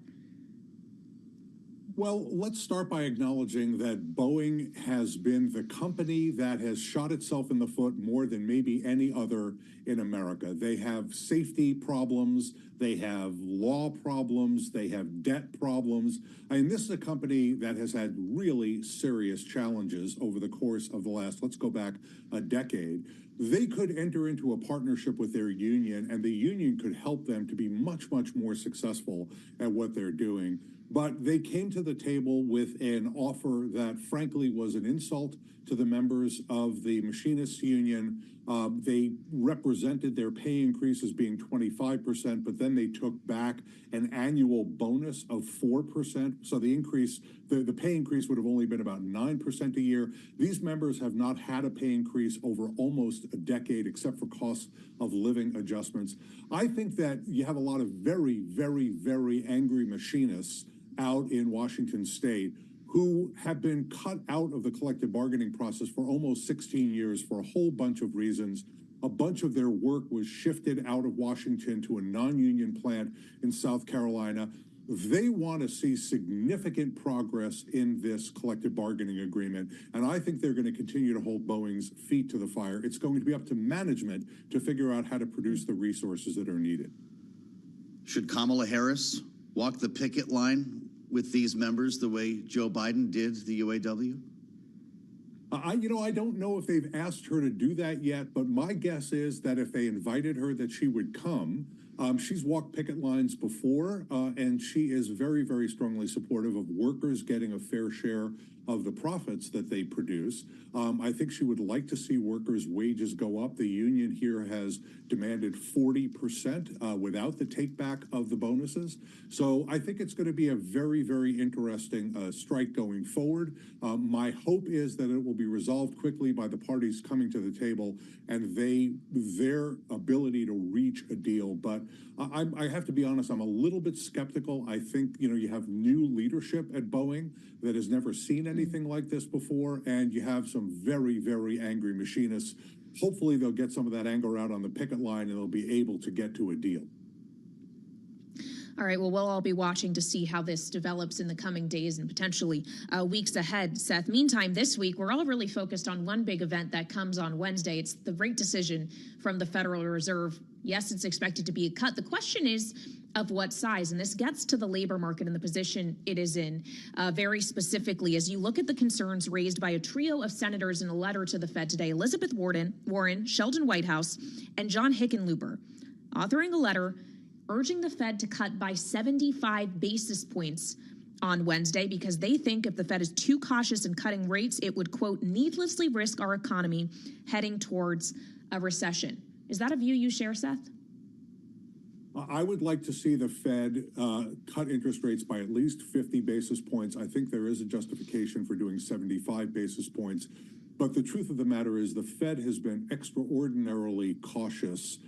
They are very concerned about inflation, I think too concerned about it and not concerned enough about jobs and the state of the labor market. We have seen some meaningful slippage in the labor market over the course of the last year. We have seen the number of job openings decline. We've seen the number of workers quitting their jobs decline. We have not seen a big increase in layoffs because employers continue to hug their workers. They don't want to have to go out into the labor market and find new workers. But I think we need to juice growth in the economy and juice the labor market. So I think the senator's position is certainly justifiable. I think it's unlikely that the Fed is going to go quite that far. I think 50 basis points is more likely, and I fear it could be 25 basis points, which would send a terrible signal both to workers and to Wall Street.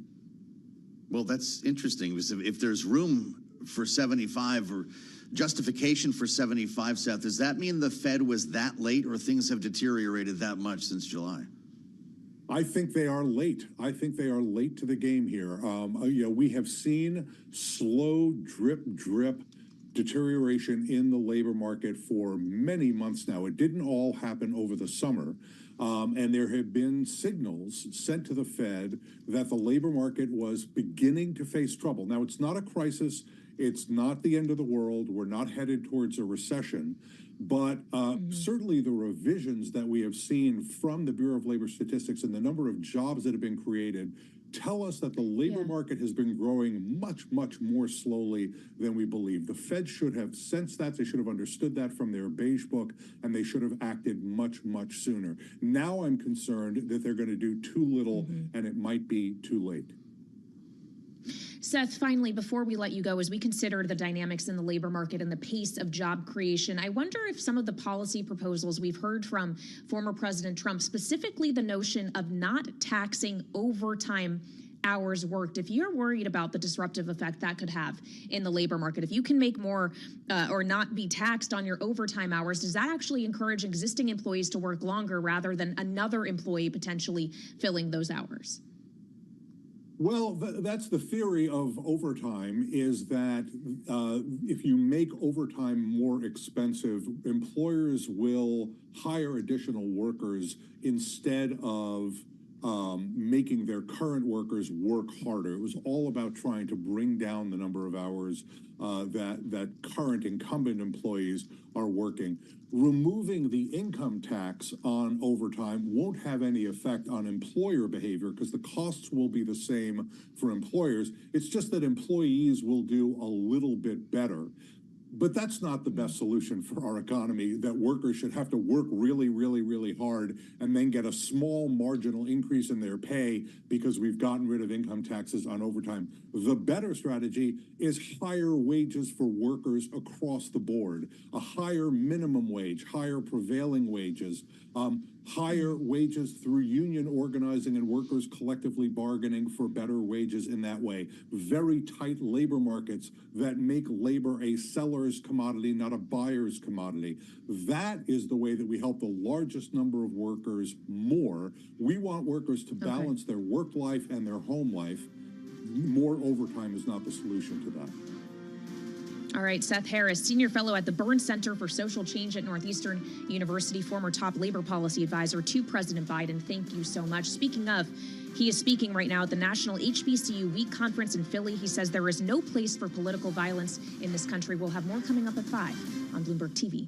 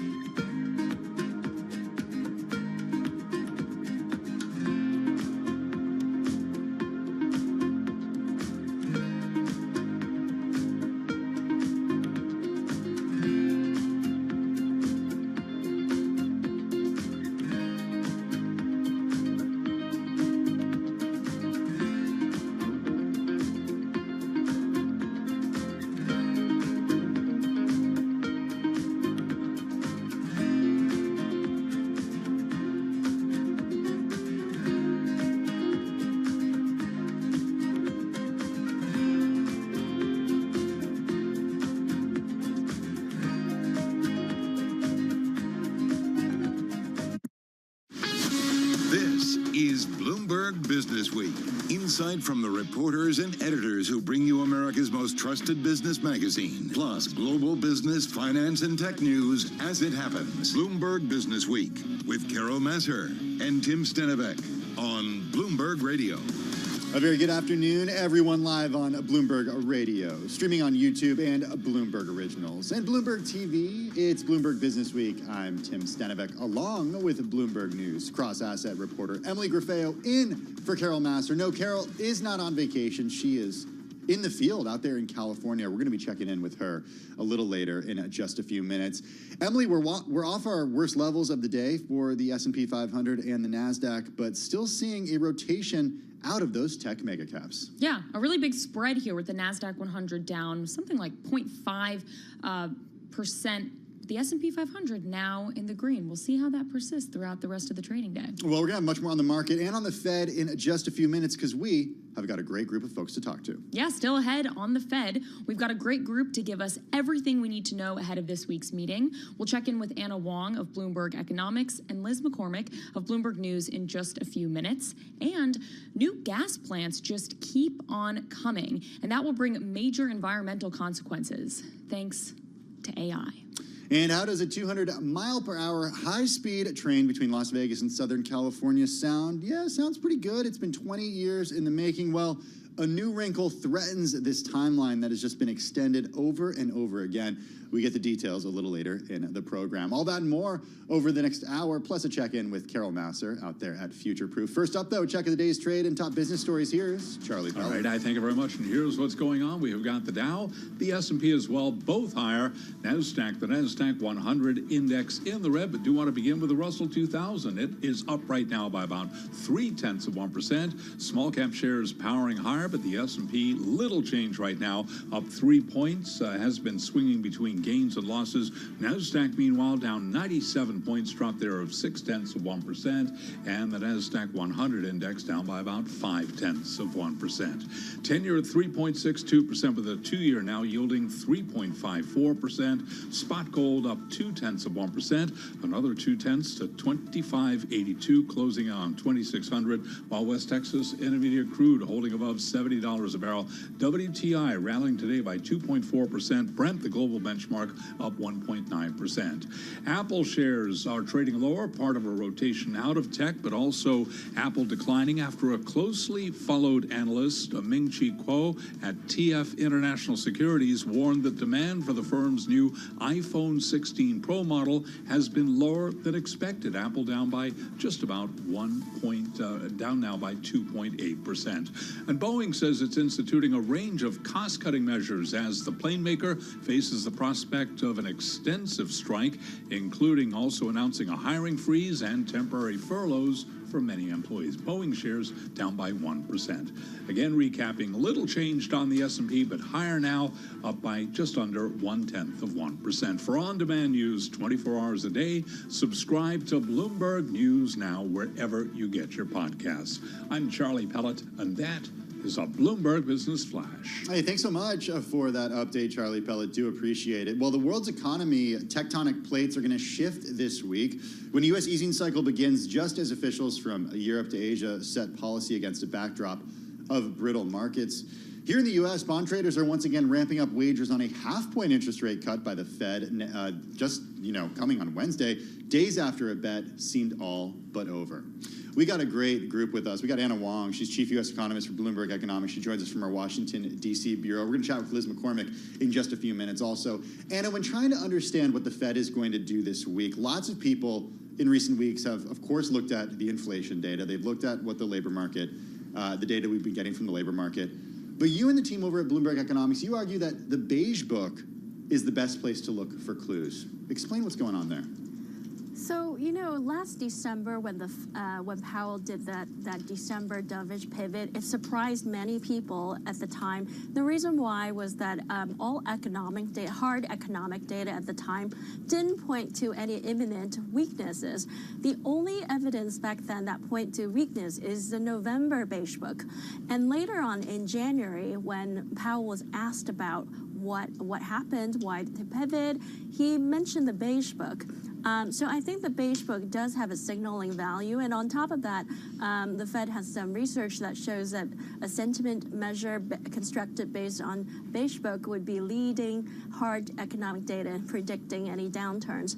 So this beige book we just received is extremely downbeat. It's even more downbeat than back in 2008. So I think what the beige book also suggests is that hiring is flat to declining, which would be consistent with what the non-farm payroll suggests once you adjust for the overstatement from birth and death model. So I think Powell is pretty alarmed by the beige book.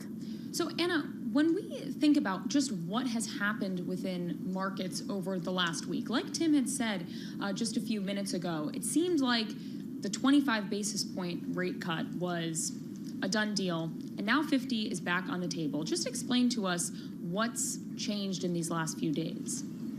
Yeah, everything changed in the last 4 days. It began with two reports from Wall Street Journal and FT. And the interesting thing about those two reports is it talks about how the Fed is grappling undecided still between 50 and 25 basis points a day after the CPI data caused the market to largely price out the 50 bips move. So I think any thoughtful readers of these two articles would think to themselves, why would journalists be writing a piece about half-half, a chance of 50 versus 25 when the market pretty much priced it out. So I think that those reports were indeed softly leaked to the press, and I think that caused the market to reprice 50 immediately. And we saw that the repricing of this accelerated on Friday and into the weekends. And now today, currently, the OIS swaps market suggests 74% chance of 50 basis point cuts this Wednesday. So what happens if we don't see a 50 basis point cut this Wednesday? I think the fact that the Fed has not pushed back on the market pricing, the market action over the last 4 days, suggests that the Fed is on board with this. And we are now on Monday, and a couple hours until the end of the day. And I think that pretty much if by the end of today we don't see any clear signals from the Fed, a 50 basis point is what the Fed wants. I'm wondering, Anna, why you think that that message from the Fed wasn't clear before the blackout period had started. Well, the non-farm payroll came out on Friday, and the only two people from the Fed who got to comment on it immediately after was Chris Waller and also John Williams. And Chris Waller's speech garnered a lot more market attention. And if you look at the movements of Fed futures, they basically reacted mostly to Waller's speech, which suggested that he is not on board with a 50 basis point cut. And then finally, when you get this